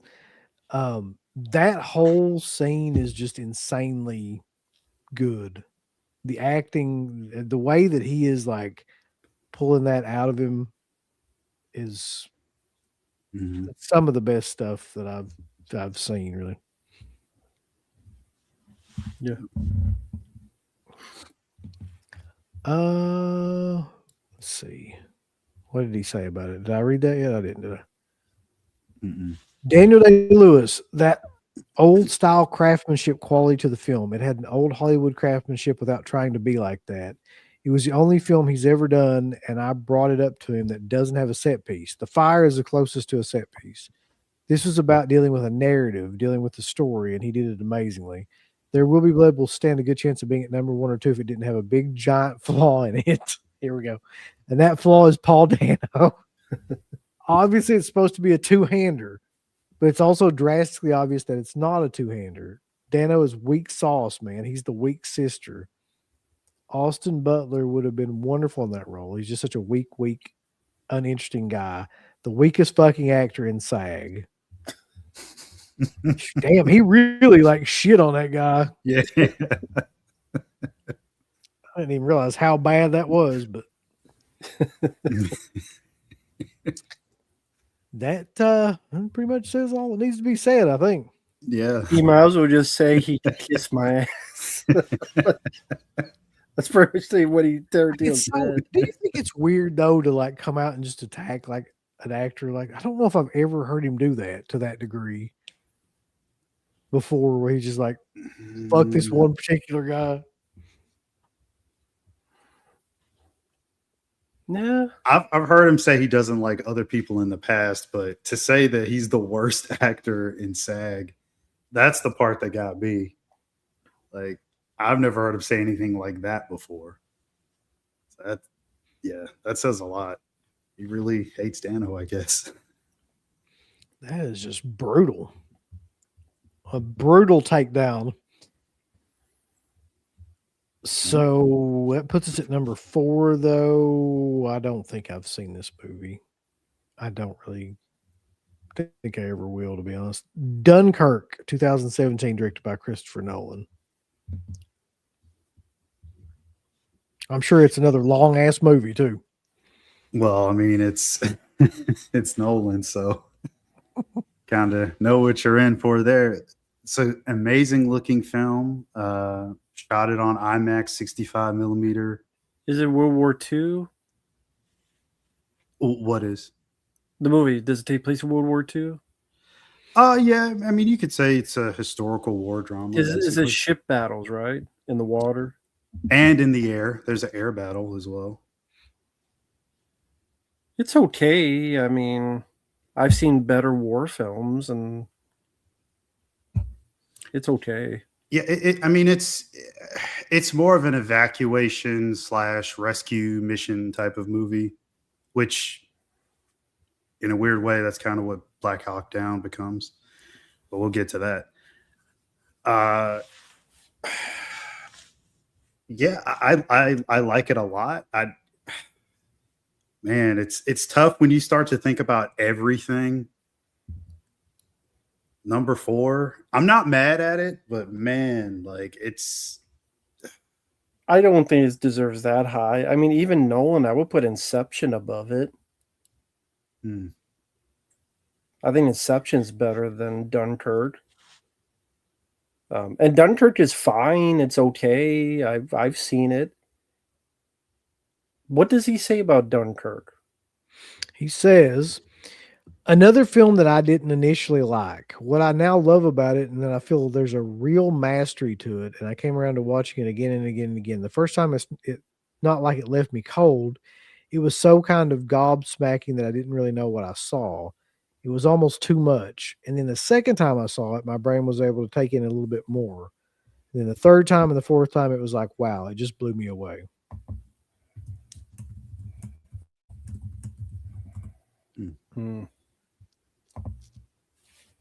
I mean, if we're talking about war films, I would say one that impressed me more was it 1917? The one that makes it look like it was all in one take. Yeah. I would say that one I thought was more interesting to me compared to Dunkirk. So, I mean, I would put above it. Truth be known, I just don't think I fucking really like or care about war movies that much. I mean, when one like that comes out, and you know it's going to be a big, epic kind of long movie with all these big set pieces, I tune out. I just don't care. Well, it doesn't depend on the period, because I would say like the Vietnam ones are more interesting, like Hamburger Hill, Full Metal Jacket, Casualties of War. I would say those are more interesting to me. those are usually, though, those movies are like a much smaller scale. Like they usually revolve around a pack of guys, and you kind of follow them through the whole movie, and then Yeah. it's very small, kind of pared down style movies because it was guerrilla warfare, right? But these big ass like World War II and World War One movies where like everything's huge and the battles are all, massive, and it's widescreen shit, and there's 50 million people everywhere and stuff. I don't fucking care. I don't know why. I just don't.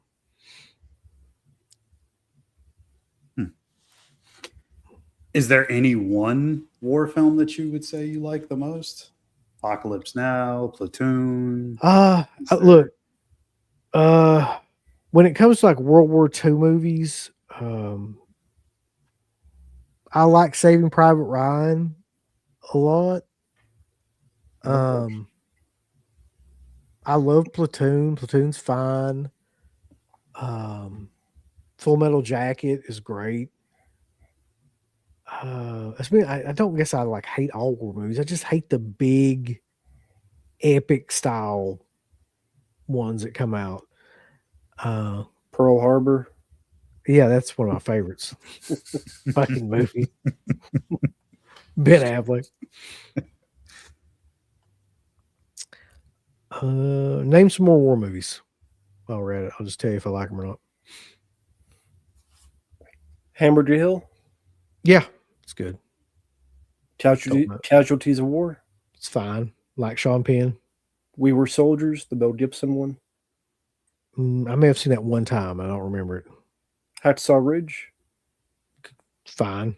Yeah. Which I don't really that above Dunkirk. Hacksaw Ridge. Yeah, I did. Fine movie. I don't know how much like Vince Vaughn. Is that the one? Vince Vaughn is like the drill instructor. Yeah, Mel Gibson directed it. Yeah, I mean, it's fine. Thin Red Line. Don't remember it. Saw it, but I don't remember it. The last war film that came out. Patton is great, but listen, the thing about Patton is I could watch George C. Scott read like the back of a cereal box, and I would be like enthralled. So, you mentioned Mel Gibson. What about The Patriot? I love The Patriot, but I mean, The Patriot is basically Braveheart set in the Revolutionary War. Man, it's the exact same fucking movie. So I mean, he gets me with that whole thing, the whole revenge. If something happens to the family or the wife or whatever, revenge kind of. I'm always a sucker for those type of movies. Anyway. I know what he needs to see. Jarhead. Oh man, who's in Jarhead? No, I don't. I know who's in Jarhead. All. I mean, yeah. Fury, I thought was really good. There's parts of it that are not great, but like other parts of it where the battle scenes were great. Plus, I don't care much for fuckface in that. What's his name? Who's Shia LaBeouf? Yes, Shia LaDouche. Oh. Does Inglourious Basterds count? Yeah, that's actually one of the ones on my list. Oh, well, there you go. Oh, nice. Okay. The Hurt Locker? I'm not sure I've ever seen that movie. I don't know if this would count, but what about The Kingdom? Never seen it. Don't think. Ernest Goes to the Army. Sadly enough, I haven't seen that either. Stripes, the best military movie. Well, the Stripes. Oh, Stripes, yeah. But is that really a war movie, though? I mean. Well, I mean, I've talked to some. They said that's the most realistic. Really? They said, believe it or not, Stripes is like the most realistic of how people are in the military. That's fucked up, then. That's really sad. That's true. Okay. Number 3 is 2003's Lost in Translation with Bill Murray and Scarlett Johansson, directed by Sofia Coppola. I haven't seen that film forever. I do remember liking it. That was a nice change for Bill Murray. I remember some really good looking, just where they shot it in Japan. Yeah, in Japan. Yep. So it's nice. Looks scenery. amazing. Yeah. Yeah. Isn't Scarlett Johansson in that? Yep. Yep. She was actually okay in that before the Black Widow BS. I haven't seen him forever, so I'd have to rewatch it again. I remember liking it. I don't know, it'll be my top 3, but Yeah, it's a really good film. It falls into that same category for me of like what you were saying. Like I watched it when it came out. I could not tell you anything about it now. same. I mean, it didn't leave a lasting impression on me clearly, but I remember like being like it's okay. It's fine. Like it just didn't strike me. But this would have come out what in 2000? What I say 2003. So yeah, I haven't seen it in 22 years. So it's like I don't know. Maybe it would hit me differently now. Yeah, like you said, great looking film. It's somewhat refreshing because it does not end in the cliche way that most films like that do end, where they get together and it's happily ever after and they're gonna be together forever. And sorry if this is spoiling it, but I mean this was like 20 years ago. Yeah. But they part ways, and they gave each other something at the time that both of them, swapping stories and like personal things. I mean, it sounds bad to call it a rom-com, but I mean, it pretty much kind of is. It is. You could say it's a chick movie, but it's well done. I mean, I like Giovanni Ribisi in it. I think Anna Faris is in it too. So Is she really? I don't remember that. I remember that. Yeah, I think Anna Faris is like the famous actress because Giovanni Ribisi is like a celebrity photographer or something, I think. A full-on departure from pretty much most of Bill Murray's career. So I mean, if you're expecting the typical Bill Murray kind of thing, it's totally not that. He did another movie too that was like a similar kind of tone called Broken Flowers, right? Yeah. Mm-hmm. I can't remember when that came out, but like it was more of a. I think it was after this, 2006 or so. That sounds about right. Yeah. Because it was like Jim Jarmusch, I think. Tarantino says, I fell so much in love with Lost in Translation that I fell in love with Sofia Coppola and made her my girlfriend. God. I courted and wooed her and did it all in public. It was like it was out of a. Well, that's not weird at all. No, he's fine. I didn't know her well enough to get together on my own, but I kept going to events, and I guess eventually. So you stalked her. Yeah. That's the way to do it. I spoke to Pedro Almodovar about this, and we both agreed it was such a girly movie in such a delicious way. I hadn't seen such a girly movie in a very long time, and I hadn't seen such a girly movie like that to be done so well. He is really fucking weird, dude. He needs some sort of therapy and or shock treatment immediately. Probably a combination of both. Did we mention the fact he got turned on by Passion of the Christ? Yeah, we brought it up. Okay, well, I'll mention it again. He got turned on from Passion of the Christ, and he likes feet. Dude definitely has got some repressed shit going on from his childhood that he needs to fucking sort out. Yeah.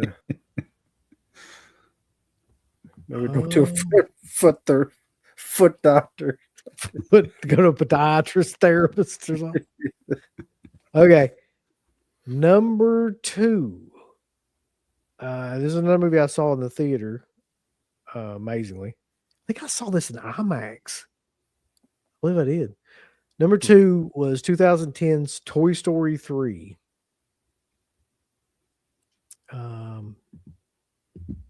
Really? Yes. Now, the funny thing about this is that I actually do think this is a really good movie. It's just a really weird choice. But, I mean, this guy Weird choice, yeah. Off his rocker anyway, so. This is the kind of movie where I really enjoy it. I like, especially like the last act of it. I mean, you don't want to see the toys die or burn up. And it's like, I remember watching that scene and I'm like, why do I care so much? They're toys. Like, this is an animated film. But I really loved it. Like it would be even more epic if that was the last movie in the trilogy. Yeah, because the fourth one definitely did not live up to the rest of it. I thought I was going to say it would have been more epic if the toys died. No.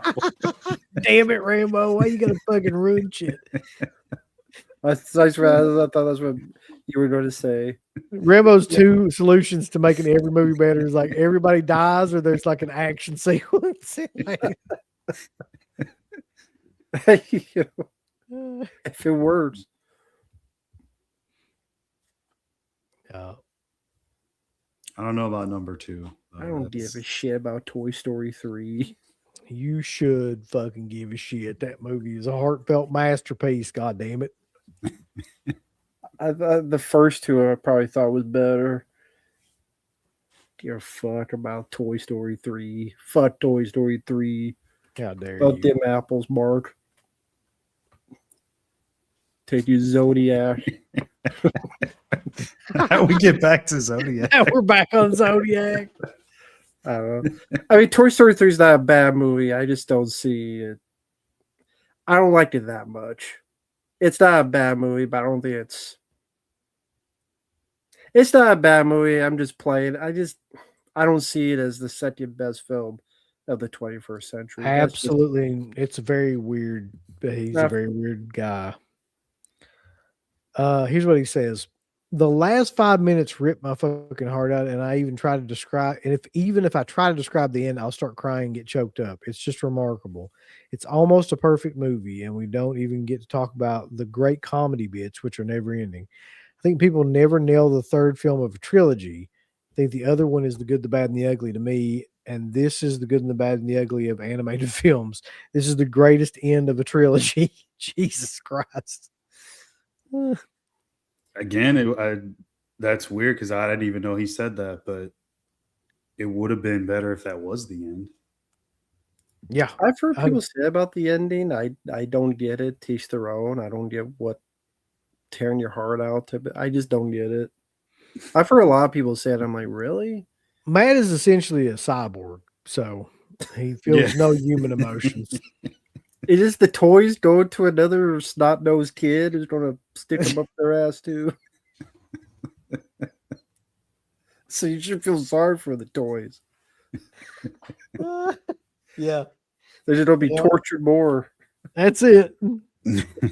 God. I mean, if it took a fucking PlayStation away, maybe I'll cry for that. Take my DVD player. He says, "Why do you cry?" Like Terminator 2. Yeah. Oh fuck.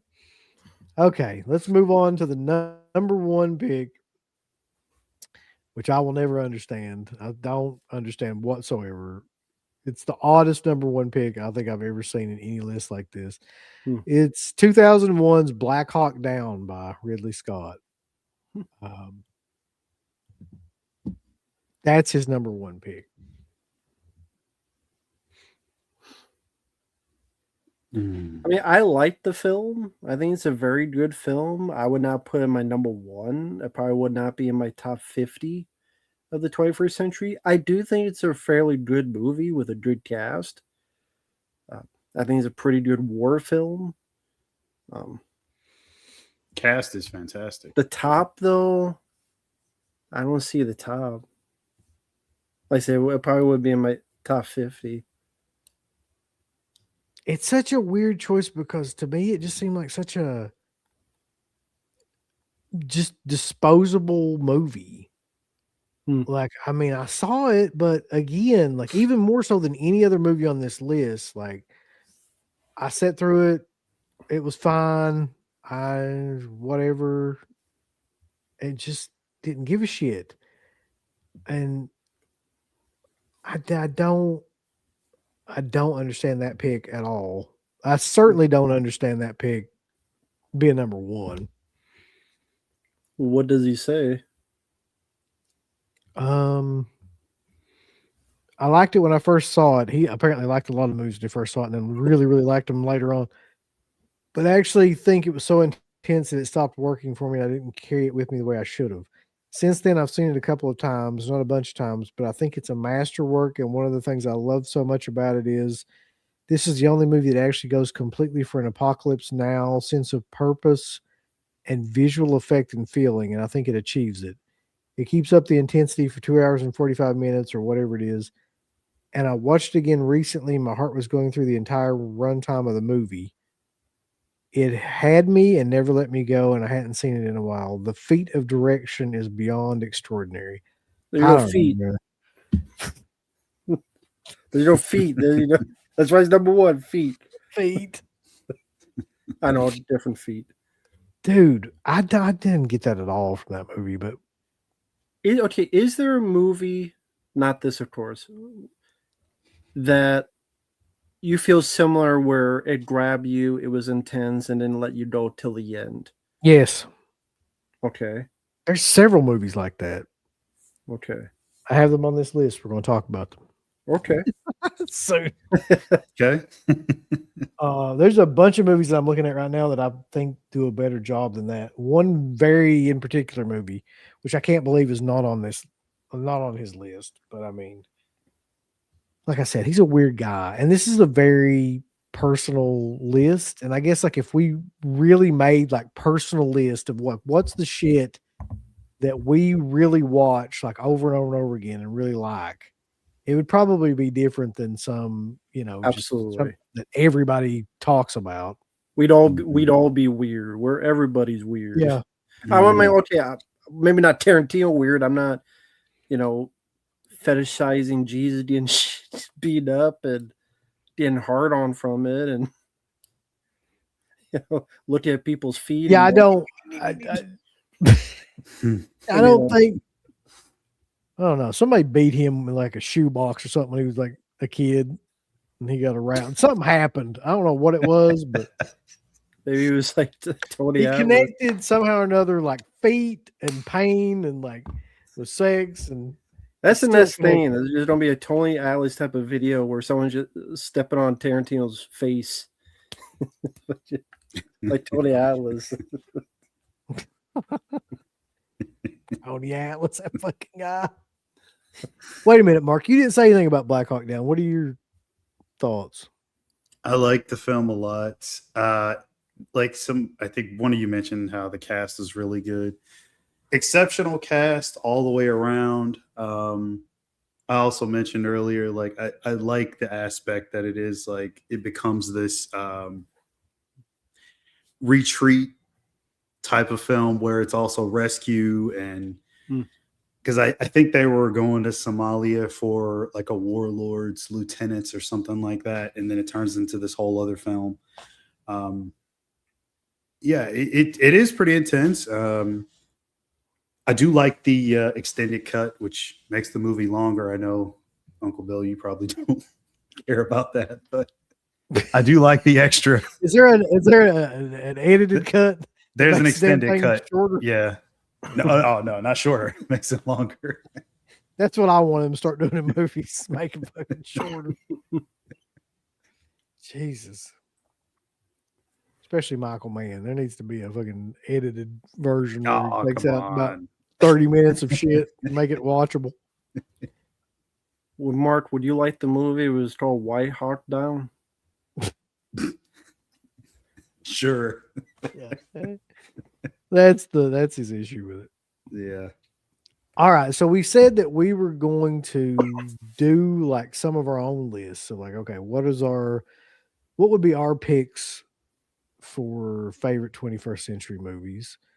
I don't know how many picks that you got, Rambo. I saw you put up a list of like 30 or something on Facebook. So I know you got. I'm not going to list them all, but I just, for my own fun, I listed, because it's fun in a challenging way, but you always don't forget stuff. That's the thing. There's just too many movies to remember. But I think Mark should go first because he loves Liz. I don't have any movies for the list, so I didn't see the We're message. there for though. 2 hours. You can't think of any for 2 hours. We're talking about Tarantino's list. That's And you why. can't think of any 3. Mark is 2 like, hours. fuck his list. All right, Mark. Well, you could just, I guess, tell us what you think about some of this shit. Because some of these would probably be on your list, I feel like. Yeah, I feel more than like. likely. Yeah. I don't know. How do you want to do this, Rambo? You want to go back and forth or just like do 5 a piece? Yeah, I think 5. And I don't have a specific ranking. I would just rank them. Do you have a specific ranking or just 5? No, I Yeah. didn't really rank them or anything. We just go back for 5. That's sure. All right. So number 5, and I guess these are in no particular order, really, but like this is one of the movies that I absolutely was surprised by how good it was and how much I liked it and how much I rewatch it now. It's still underrated. I still think that people don't give this movie its due. I'm not sure why that is exactly, but I love this movie, and that is Bullet Train. So that was in my top. I guess I put down like 20 movies on here. That's in my top 20 at least. I don't know where I would actually rank it if I had to rank it, but I think it's like you're talking about a movie that has intensity and never stops. That's what I was thinking of when you said that. This movie just like starts and just never slows down, like whatsoever. It's a great pick. It's written really well. It's got really memorable characters in it. Brad Pitt's amazing in it. Like it's one of my favorite roles that he's done in a while. Yeah, I just think that the action sequences in it are great. The 2 brother characters are great. I forget what they're called. Lemon and something else. I can't remember their names in it, but yeah, we're always talking about Thomas the Train, and he compares everything to like Thomas the Train episodes and shit. Yeah, it's also got a really cool thing. Tangerine, yeah. It's also got a really cool thing in it where it does like the thing that like Kill Bill did, where it has like different characters that are like villains, like different kind of super villains, like show up. Oh, yeah, right. On the train and stuff. Yeah. Which I always enjoy when they do that in like those kind of movies. So yeah. Well, one I'll pick that was I don't know where I ranked them, but of these 5, Dread. Saw Dread in the theater. I thought it was such a great throwback. It was a great throwback to yesteryear, but still using the modern technology. And it was around the same time the Raid Redemption was happening, so it wasn't really ripping it off. It's just coincidence. But had a good initial premise, simple but direct. One building, gotta go up floor by floor, gets the audience intrigued. Carl Urban did a really good job. They stuck to the source material in a good way. He kept the mask on. He had the right voice. And it was a movie that didn't have a lot of fat on it. It was pretty evenly to fast-paced. I liked his partner. I thought the lady who played the villain did a good job. I liked all the stars he put on her face. Had some really nice, intense set pieces. Has some good one-liners. Mama's not the law. I'm the law. Like, for a comic I heard of but never read, it made me intrigued about the character.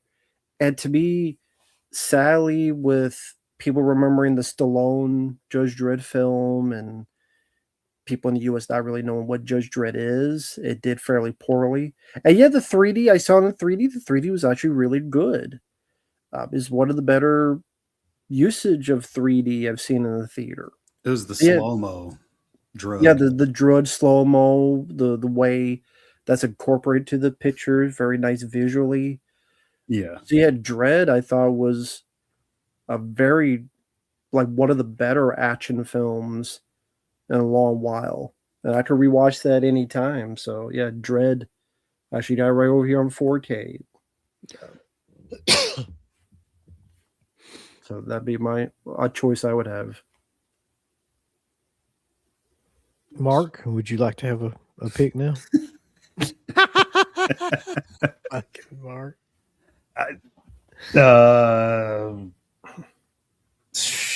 I'm not prepared. Shit ass, Mark. I don't right. have anything. I'll think of go. something. I'll think of at least one. I'll go. This would be number 4 in no particular order. And keep in mind,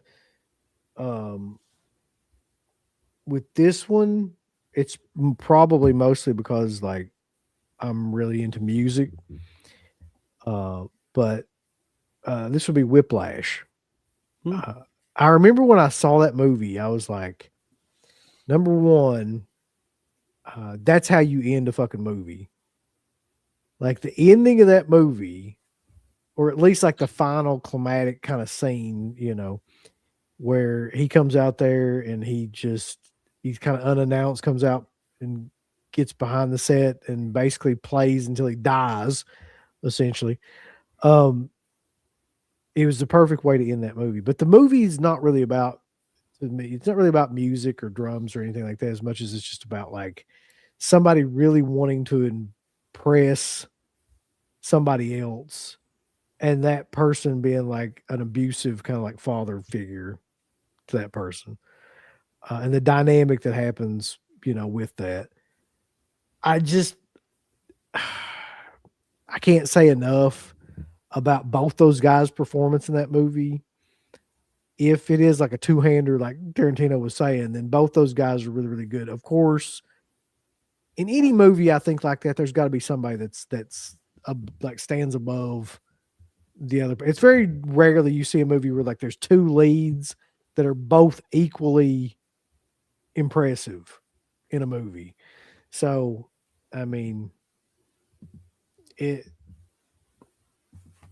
I don't know. It's just a great overall movie and a great film. But I mean, of course, like J.K. Simmons to me is the better performance in that, but Miles Teller is really, really great. I mean, he's no slouch or anything in it either. Mm-hmm. Yeah, that's definitely a good film. I enjoyed that as well.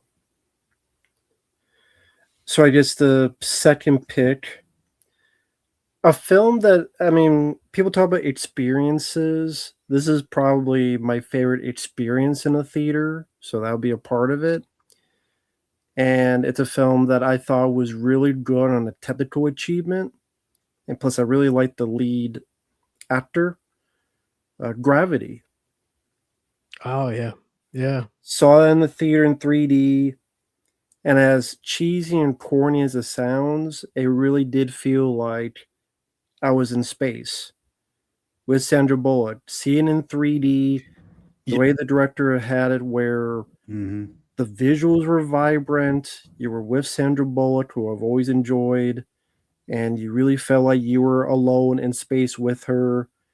I thought it was a really interesting take on a survival story. Does get a bit heavy-handed with some of the messages in the third act, but overall, the experience, to the point I saw it twice in the theater just to relive that, was an experience I could, I won't forget. As weird as that sounds, but it was very well crafted, very well acted. After the initial 5-10 minutes, it's just two people, and that's, well, for the most part, just one person, and that's it. And I was just really wowed by the technical achievement that they did in the film. So, yeah, Gravity, I would definitely put up there as, again, an experience that was vibrant ever since I first saw it. I think that was 2013. 2013, yeah. One of the best, how should I say, not even just science fiction, but just one of the best uses of the 3D medium, like as using that as a tool. I mean, where, like you said, you kind of feel like you are there with her. I haven't watched it in a couple years in 3D, but that's what I have. I have the 3D Blu-ray, and even the 3D Blu-ray holds up. Like it still works. The sound is definitely a big part of it too. Or lack thereof in some scenes, but you really get the grand sense of scale and scope that they try to portray for like outer space. Like it really does work well. Visually, I love that film. I know what you're talking about with some of the other stuff in the third act. I could do without that, but just visually, God, I love that film. Really, really beautiful to look at. Mhm. Getting a space handy from Sandy. What? I know a lot of people don't like Sandra Bullock. I always liked her. Ever since I saw her in Demolition Man Speed, I've always been a big fan of hers. So Yeah, I don't mind her. Number 3. Let's see. I'll just pick one of these off here. Okay, I'll go with this one because I've never seen another movie like this, and before or since. And it's one of the only films that I felt like absolutely 100% doesn't feel like a film. It feels like you're just following around like a couple people, one person in particular, and it's fucking still to this day mesmerizing to me that they made this. Napoleon Dynamite. It's such it's such a different unique film, man. Like, I don't think I've ever seen anything like it still to this day. Do you have a vote for Pedro shirt? No, You need one, but I should have. Yeah. You got the burning. You got to get a vote for Pedro. There's no way though, man. Like, if you look at the landscape, even comedies that I've got written down on this list, right, are like traditional comedies. There is nothing traditional about that movie. There's nothing about it that feels like it's a standard, like, linear kind of fucking movie, let alone a comedy. But somehow or another, it just transcends all that shit and just works on its own as being like its own weird little world that you can totally see happen. Like, you could totally imagine this place existing and these people existing, and like, it doesn't feel acted. It doesn't feel staged. Nothing about it feels at all like it that they bought equipment and came out and made it. It just fucking exists somehow. It's really weird to have an experience like that watching a movie, but I could watch that movie 100 times and never get tired of it. Like, it's a very unique performance from him. I'll say that. It's every performance in it is fucking weird or unique or like, yeah. But it's kind of how people are. Like, people don't talk like the way they do in movies, but people act and talk like that all the time. it's funny you say that. Like, I really enjoy the film too. And when you said that, I don't know why, whenever I think of that film now, I always think of the scene where it's like I don't know, it's like a jar of eggs or something, and the one guy's just talking. Yeah. It's like you just look over and just talking. Yeah. And they're just watching and just picking the food nonchalantly. And I thought you were going to talk about the tots, the whole thing with the oh tots. no, well that too. But when he's cleaning the chicken coops and just that old guy, those old people, I forget what he says, but he's talking about an arrowhead. That scene was completely like he didn't even know he was being filmed. He's actually talking about that. He's like, I found an arrowhead over there or something like that. And like, it's just him like talking. Like, that's not even supposed to be in the film. oh really? Yeah. That's just like, they just left the cameras rolling. That guy was telling fucking story, which is what I mean. The whole thing just is like that to me. That's true. Uncle Rico was the werewolf in Fright Night 2 and in Monster Squad. It's very weird. Yeah, Napoleon Dynamite is great. Oh. I guess for 3 for me, I'll pick another comedy. But I'll go in the vein kind of like what Tarantino would do with Jackass the movie. But I would say just this comedy always made me laugh. And it's Harold and Kumar Go to White Castle. Oh, yeah. And it might not seem much, but I guess because that seems like a film that is just kind of a stupid stoner comedy, but there's a little bit underneath with the races and just playing off against type, but they're not beating you over the head and being preachy about it. Plus, I'm a big fan of those two actors. I think John Cho does a really good job in particular.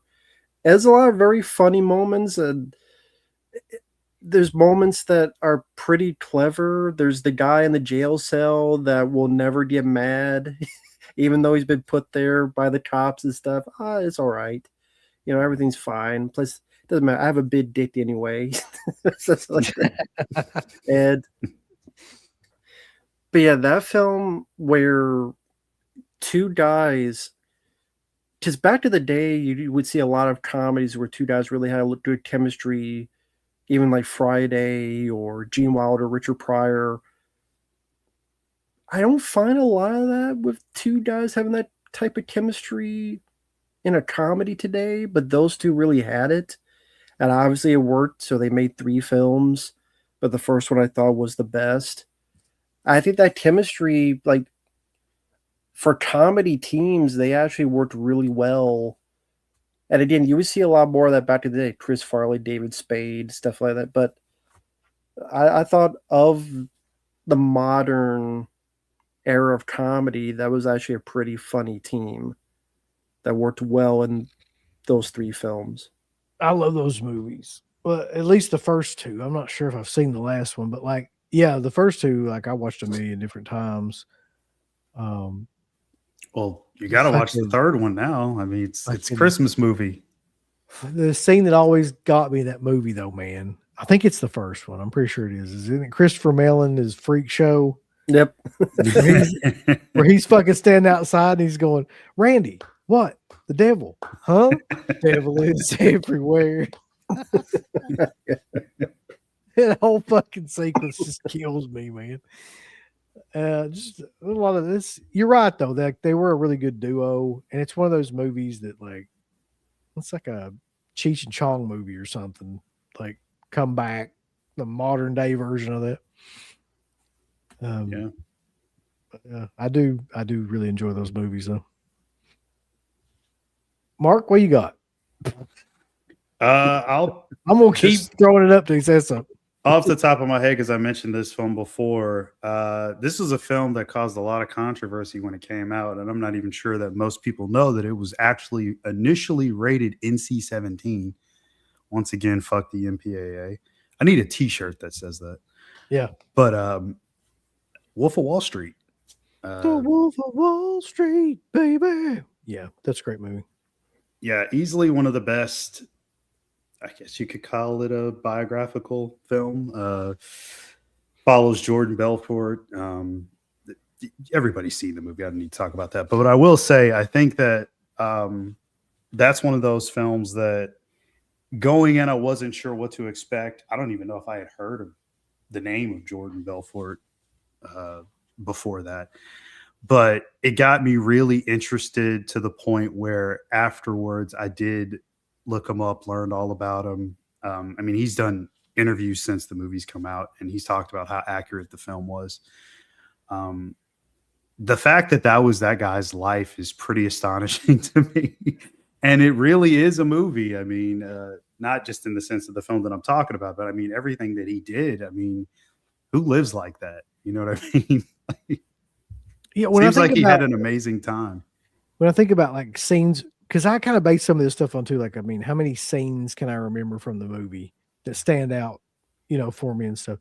When I think about that movie, like, there's always one scene that stands out. It's the scene where he's like taking the Quaaludes and he tries to drive the car, and he thinks he's like doing fine, like going up the steps and shit. It shows him like outside, like on the ground, like pulling himself. Like, I always thought that was like amazing. And there's some really good sequences in that movie too, like a whole bunch of stuff that's really good in that movie. And the guy that played the FBI agent is really great, a great kind of counterpart to him as well. Kyle Chandler. Is that his name? I had no idea. Yeah. All the other parts too. I mean, of course, Margot Robbie. Jesus Christ. Yeah. There's one particular scene, especially. Yeah. Yeah. Matthew McConaughey's great. Calm down, Mark. Calm down. He's not in it that much, but he's great in it. I love his whole mentorship that he gives to DiCaprio. It's really, really funny. Where he does does a little cocaine and then he's beating his chest. All right. What does this put me at, Rambo? 2? My You've number said two? 3 of them already, so Okay. yeah, 2 more. My number 2 would be Snatch, the Guy Ritchie movie. I think that that's my favorite. Oh, I don't know if it's my favorite gangster film. It's definitely one of my favorite gangster films. Here's what I like about that movie too. I think it does the Tarantino thing better than Tarantino. Hmm. So the hyper ass editing and the going back and forth in timelines and things like that, I think it does that better. And I think the characters are better in that movie than a lot of Tarantino's movies. I pretty much the humor works in those movies, the violence works in those movies, or in that movie. Sorry, the everything about that movie worked to me, including the ending, which I 100% didn't see coming, where he screws them all over by betting a certain way that that because he won't ever go down, and he'll always bet on himself and all that, and the ending where they think that they've got them all surrounded and all that shit, and all the gypsies take revenge was great. I also love the character. What the fuck is his name? Shit. Is it Bricktop or is that in another one?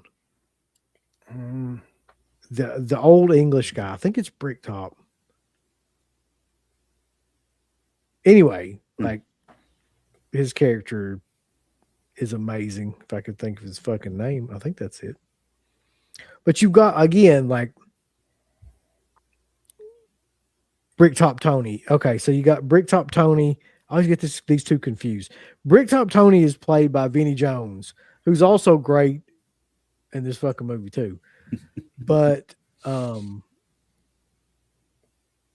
you've got the other guy too, who is I'm completely blanking on this guy's fucking name, who's probably the best character in the whole damn movie, and I can't think of his name. No, I'm sorry. Bricktop is the guy. Then it's Bullet Tooth Tony. But okay, so Bricktop is the old English guy, who's probably the best character in it. Who's like the guy that's trying to fix all the fights and things like that. Who eventually ends up, killing the Brad Pitt who plays the gypsy guy's mom, which kind of sets forth the whole part of the story. And then Bullet Tooth Tony is like a great character too. He's just kind of running around trying to find the diamond. But anyway, point is that the movie itself, the way that it's filmed and the energy behind that movie and the dialogue in that movie and the fact that it is so humorous. And again, Brad Pitt plays a fucking amazing role. You can't understand a damn word he's saying, but he's actually talking in a gypsy, whatever kind of code style language.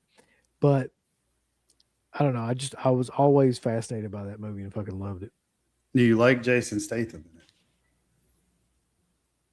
Do I like Jason Statham? in the movie? Yeah, he's fine, but he's probably the least memorable role in that movie. And that's even if you include Del Toro as well. Del Toro he's good, but also Dennis Farina, he steals every fucking scene that he's in. And then who else? The guy that plays Tyrone and all those guys, they're great in the scenes that they're in as well. So I think that actually Statham is probably the least memorable guy in that movie. Tommy is the kind of sidekick, but he's actually, I think, more interesting of a character. The Turkish being Jason Statham's movie is just kind of like the straight guy. Yeah. What was Del Toro's name? And he had a funny name too. Is it Frank? Frankie Four Fingers. Frankie Four Fingers. Yeah. Oh. Yeah, it's a good movie. I mean, Lock, Stock, and Two Smoking Barrels is great, but I think he really refined that whole thing with Snatch. It just, I can see he that. kind of understood more about what he was doing. Mm-hmm. Mhm. That's not a guy we talk about too much. As far as his later films, have you seen any of his later work? Yeah, I loved his. I'm gonna be honest with you. I don't think Rambo liked it, but I loved it. So, That last movie that he came out with fucking Henry Cavill in it. You know, the one where they're like, it's got a really weird name. yeah. The Ministry of Ungentlemanly Fuckers or something. Warfare, Ungentlemanly Warfare. Yeah. I really like that movie. I Rambo. never seen that. Oh, okay. I didn't know. I thought for some reason you didn't like it. No, I never saw that one. I'll have to check it out. It's actually pretty good and like very violent, very well done, very well paced. Like a return to kind of some of his shit. But I don't know if you haven't seen it, definitely check it out. Yeah, you might like it, Rambo. I think you would. So we're at the fourth pick of the 5. I was at 2. That was my number 2. I was going from Okay, 5 to 1. so because there's 2 more. One, I'll say, because Tarantino was talking about how there's films that kind of were made and done, and then people referenced them, like Rob Zombie, which I didn't see that. But the film I would pick, 1, I really enjoy it. 2, it's a very tight little action movie, and 3, really did inspire a ton of movies that ripped it off, sequels. It gave this actor a new life, and that is the first Taken movie. Oh yeah, that's fucking classic. Yeah, I thought you were going to say Die Hard. For some reason, that just Die Hard, the 80s movie. I didn't. Okay. But I know Die Hard is not in the Mark. Not that. I know I'm senile, but not too much. It just popped in my head for some reason. Taken, I mean, I didn't think it would be much. I heard the hype when it came out. I'm like, okay, it's just an action film. But then when I saw it, I'm like, okay, I liked it. And then when I watched it again, I'm like, you know what? This is just a very straightforward, tightly paced, with a very intense Liam Neeson performance and that classic phone call scene that's become fairly iconic. And it kind of knew what it was. It took that old school vibe of back in the day where it was a simple commando type of, just sadly without the violence, but that commando type of, you took my daughter, I gotta go chase you down, but done in that 2008-ish era. And well acted. When it starts, it doesn't let go. And I thought it was pretty well done. And then you saw so many movies afterward where, Liam Neeson, so we gotta get, Pierce Brosnan does one and Kevin Costner does one, like all these older actors, they want their own Taken movie.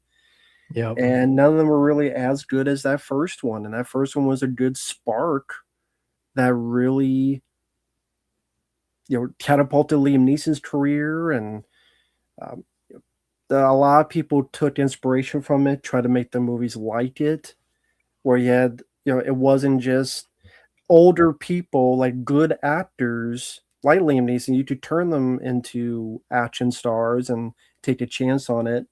They didn't all do it great. They didn't all do it well. But I thought Taken still holds up to this day. It's a very tightly paced movie. It's not 2 hours, 2.5 hours long. Sorry, Mark. but Okay.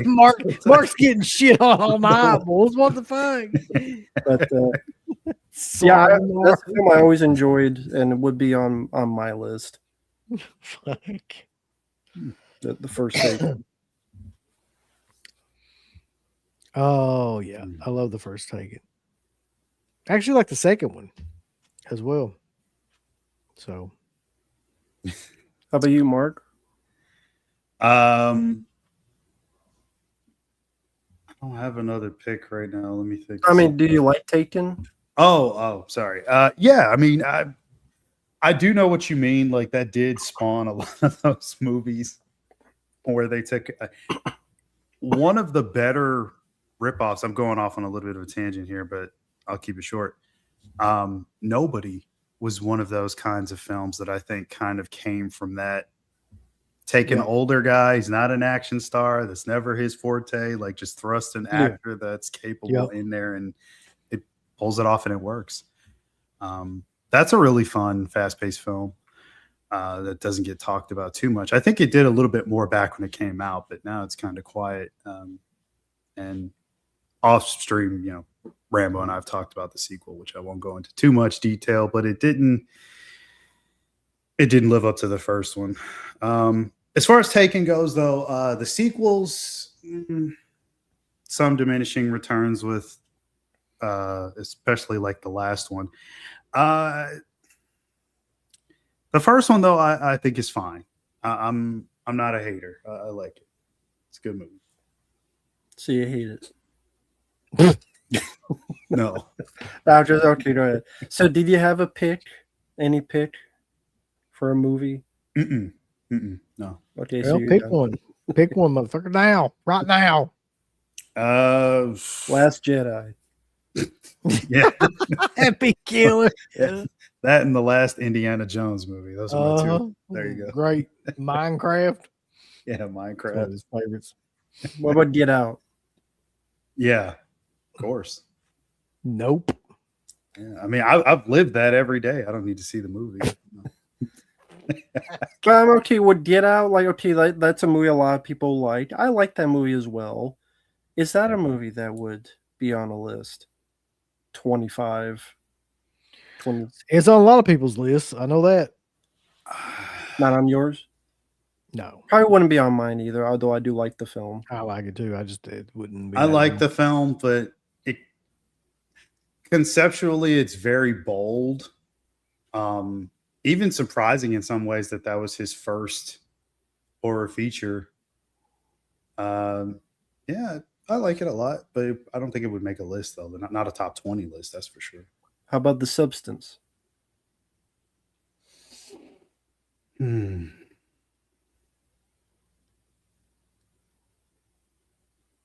No, not a top 20 list. I do love the film. Visually, it's very striking. Fantastic production and cinematography. Could look at it all day long. That's one I could watch on mute.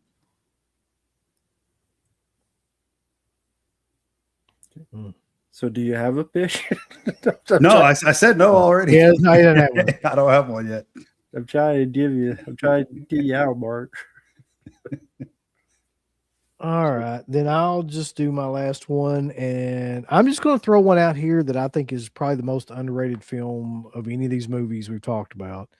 Nobody ever references this movie, and I think it's probably one of the best action film / drama / like satire movies that's been made in the 21st century. And I do not understand for the life of me why more people don't get behind this movie, but it's 2020's The Hunt. I've talked about this movie a million fucking times, but like to me, it's pretty. I'm not saying this is my number one. None of these films are ranked by like, you know, they're not ranked or anything like that. I'm saying that like as far as a movie that I go back to and watch all the time that gets no respect, nobody ever talks about it. I don't understand why, because like Betty Gilpin is fucking amazing in it. She gives one of the best like lead performances I've seen any female like give in any movie, like an action movie like this. Also, Hilary Swank is great as like the villain at the end of it, that kind of like the final boss. It has like an amazing like setup and idea to it where they drop all these people off in this, you know, kind of fake town and have them like all get murdered off one by one because that they've said things that were against like liberals, essentially. Like that's the basis of the movie is that everybody in it had either said or written something bad about like liberals, and that all these liberals had put them all together to kill them. And they always try to make them confess that like before they kill him that like what they've done is wrong, and to trick them into saying that what they've done is wrong, so they could justify what they're doing. So it basically makes fun of like both parties, which is what I love. The satire is great. Yeah. Yeah. So I don't know. I think that that's one of my most. So do you think the politics hurt it to the point why people don't mention it now? I think so, because people fucking they'll pick a side on that one way or the other and like be against it just to be whatever contrarian or think that they're, you know, special somehow or another. So it probably does hurt the film. I think it works because it makes fun of both parties, and it just is kind of relentless in that. So, yeah, I liked the film. I didn't really get the hate. I guess my last one, I'll choose one that I feel is underrated. And this is more of a personal, I would say this is actually my personal favorite of the 21st, just because it hit me in the right spot. And that is a film a lot of people may not know about. It's called Searching with John Cho. Because for those who don't know, it's done like it's all on a computer screen, kind of like movies like Unfriended, but I thought this was done a lot better. It's more of a thriller drama, a little bit Hitchcockian, where a father finds out that his daughter has gone missing, and then the rest of the film is him. All we see is the computer screen, and the way the director utilizes that really just shows the way technology is nowadays, how things have advanced nowadays, how all our entire life really could be on a computer screen. So you just see the reflection of yourself, showing the history of time just by going through old like YouTubes, like the way it tells the story from the beginning of time spanning and a mother dying of cancer. The way it's done that by using how YouTube and all these web pages have changed and to show that sense of time, that alone really shows how I thought talented the storytelling was by using this medium, which was a very different type of medium to use. It felt refreshing. I thought John Cho did a really good performance. It was an interesting mystery as to what had happened to the daughter. It sucked me in. I was intrigued, invested in. And again, it's just a different, unique way, because there's only so many ways you could tell a story in different. I mean, when you watch so many movies, this felt so refreshing. And I thought what was kind of interesting in a film like Unfriended, this took that and ran with it and better improved on the mistakes those few other films had done. And yeah, Searching was one of those films that really surprised me, and they didn't hit me in the right spot. And of course, it's not as good as War of the Worlds with Ice Cube. Yeah, you know, we should have brought that up because that actually would be like top 20. Top 20. Yeah, it would be as like the perfect example of everything that can go wrong in a movie, but it's still fucking amazing. That movie is favorite for the year. is it? But yeah, Searcher would be my choice. It's very underrated film, in my opinion. Yeah, very underrated. I mean, you mentioned all the main points of it. It's not just also like the way they tell the story with the technology, but he also uses the technology to find his daughter, essentially, and see what happens. Yeah, he gives a great performance. All the other co-stars in it, they're all really good, very believable. And just how minimalistic, like you just have a computer screen, but just all the different ways you can tell a story just from that. Yeah. That takes a lot of talent to plan and to make the mystery as engaging as it was too, without being boring. At least in my opinion. I agree. So I'm just going to read through the rest of these that I got here real quick. I'm not going to mention anything about them. This is just a list I made today, like thinking about shit.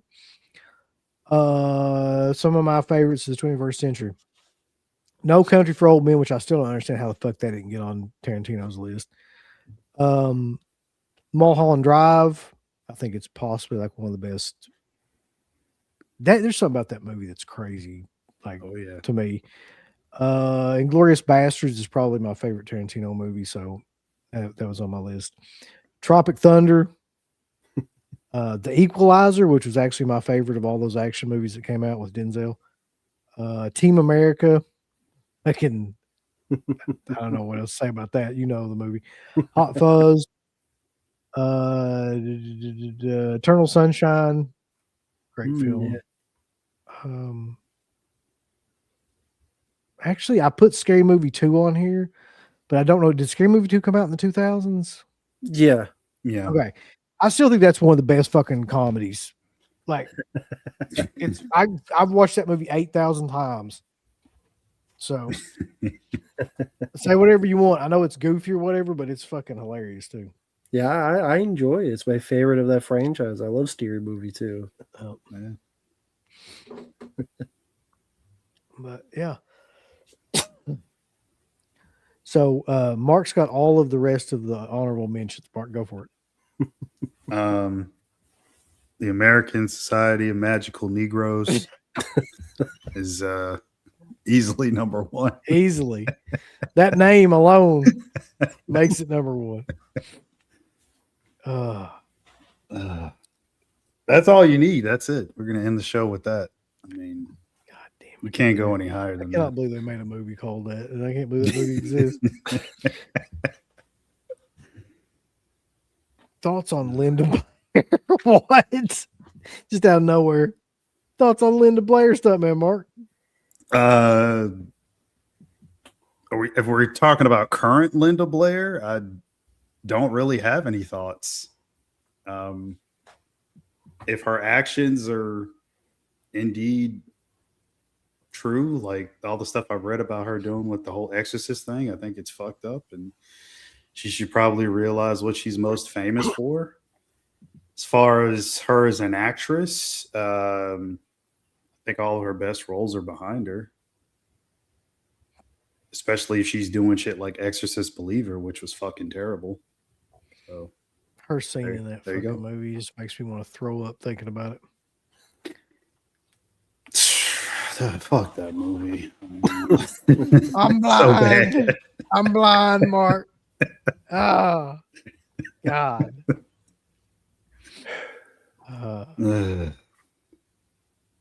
Yeah. Shit. Rambo, So you anyway. like Believer, didn't you? This is his favorite. Yeah. Sure. All right. So I feel like we're at almost 3 hours now. He's probably in the fucking stream at some point. Yeah. Rambo, what do you got coming up? Many videos coming up on a daily basis, thanks to people out there. Coming up soon would be review of the first 2 episodes of Monster, the Ed Dean story, because apparently Ed Dean did have six-pack abs and apparently choked himself and jerked off, which was never a thing. Everybody That's like does the that. first scene in the show. That was so stupid of a thing. And then Predator Badlands, that review, well, spoiler, it's a rant. That'll be coming up soon. Spoiler, it's a rant. And much more to come.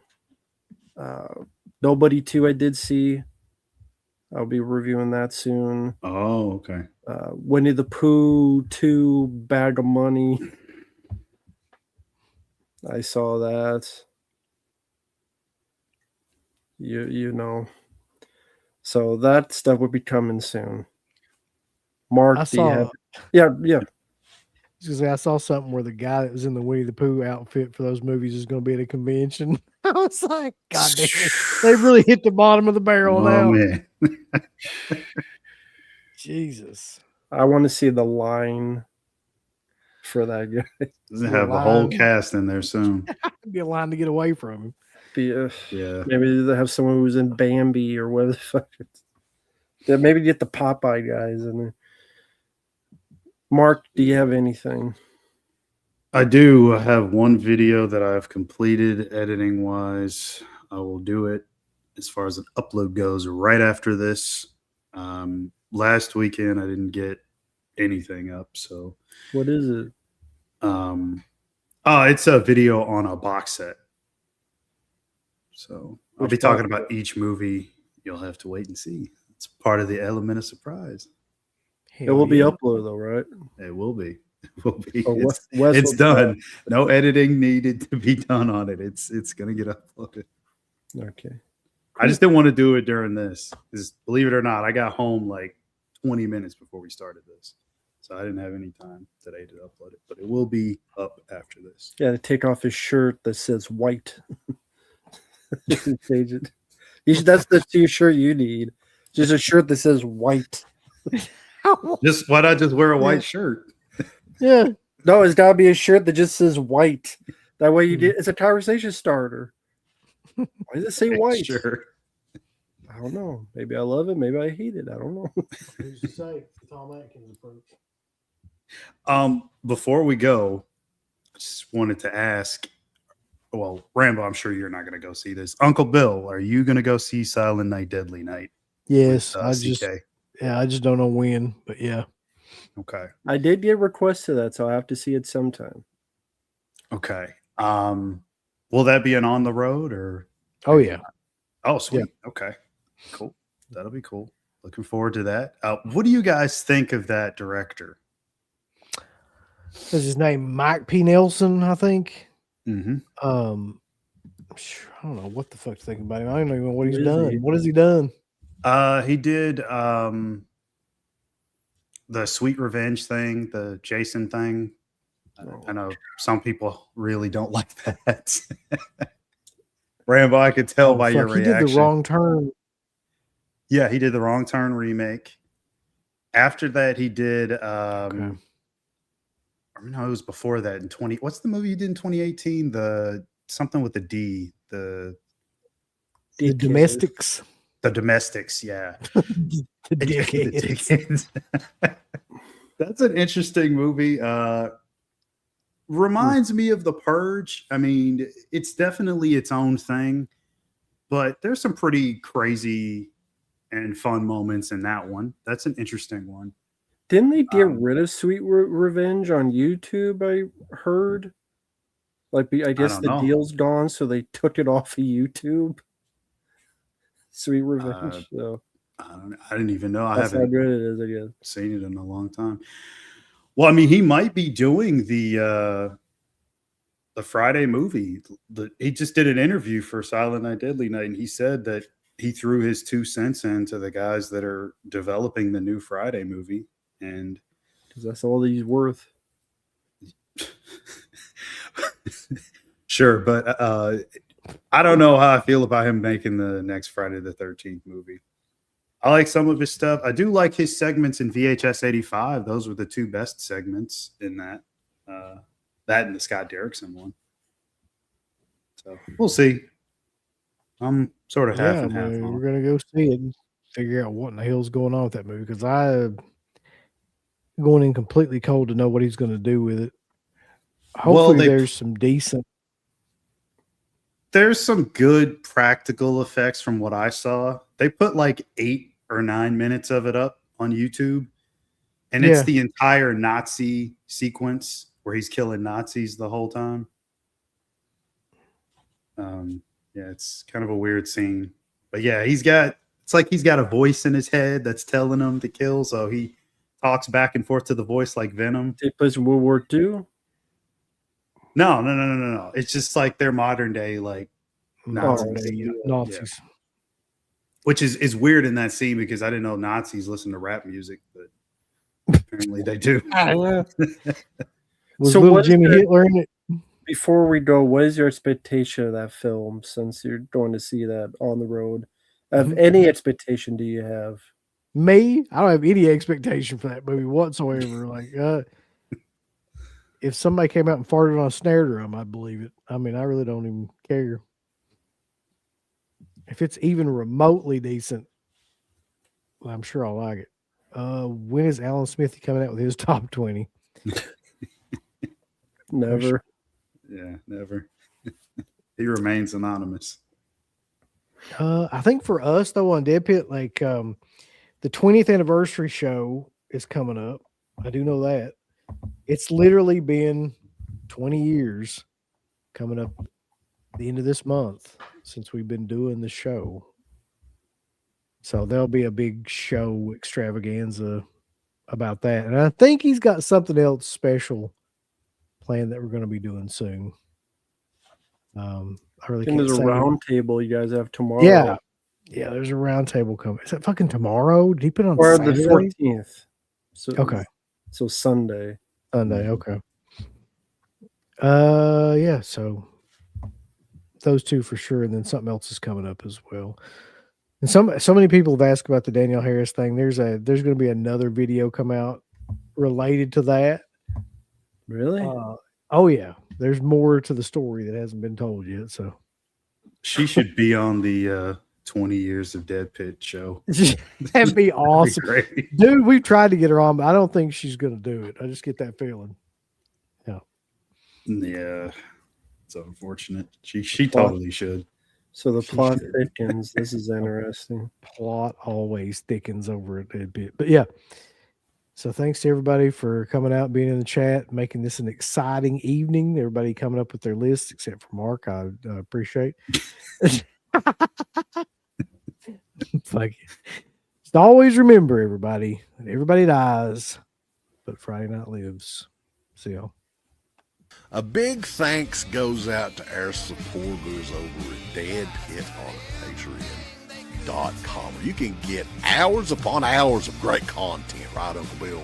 There's so many hours of content. We've got reviews. We've got songs. We've got live streams. We've got exclusive streams. We've got non-exclusive streams. We've got streams with all kinds of celebrities and all kinds of different old shows from the past podcast, the initial incarnation of the show. All of that can be yours. Dead Pit on Patreon.com. Show us a little bit of love. Give us some money because we definitely deserve it.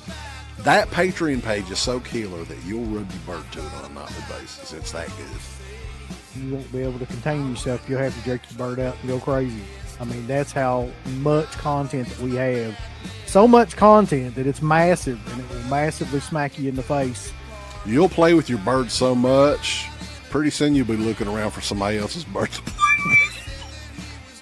Hey everybody, it's your favorite Filipino bitch, Miss Slatko Fudd, telling you about shop.deadpit.com. Simply the best horror shirts on TeePublic. There are others, but they all suck. And it's the best goddamn deal on horror shirts you will ever see. New shirts, old shirts, all the in-between shirts. God damn it, fools. Go over the shop.deadpit.com. You ain't down with that. You can go to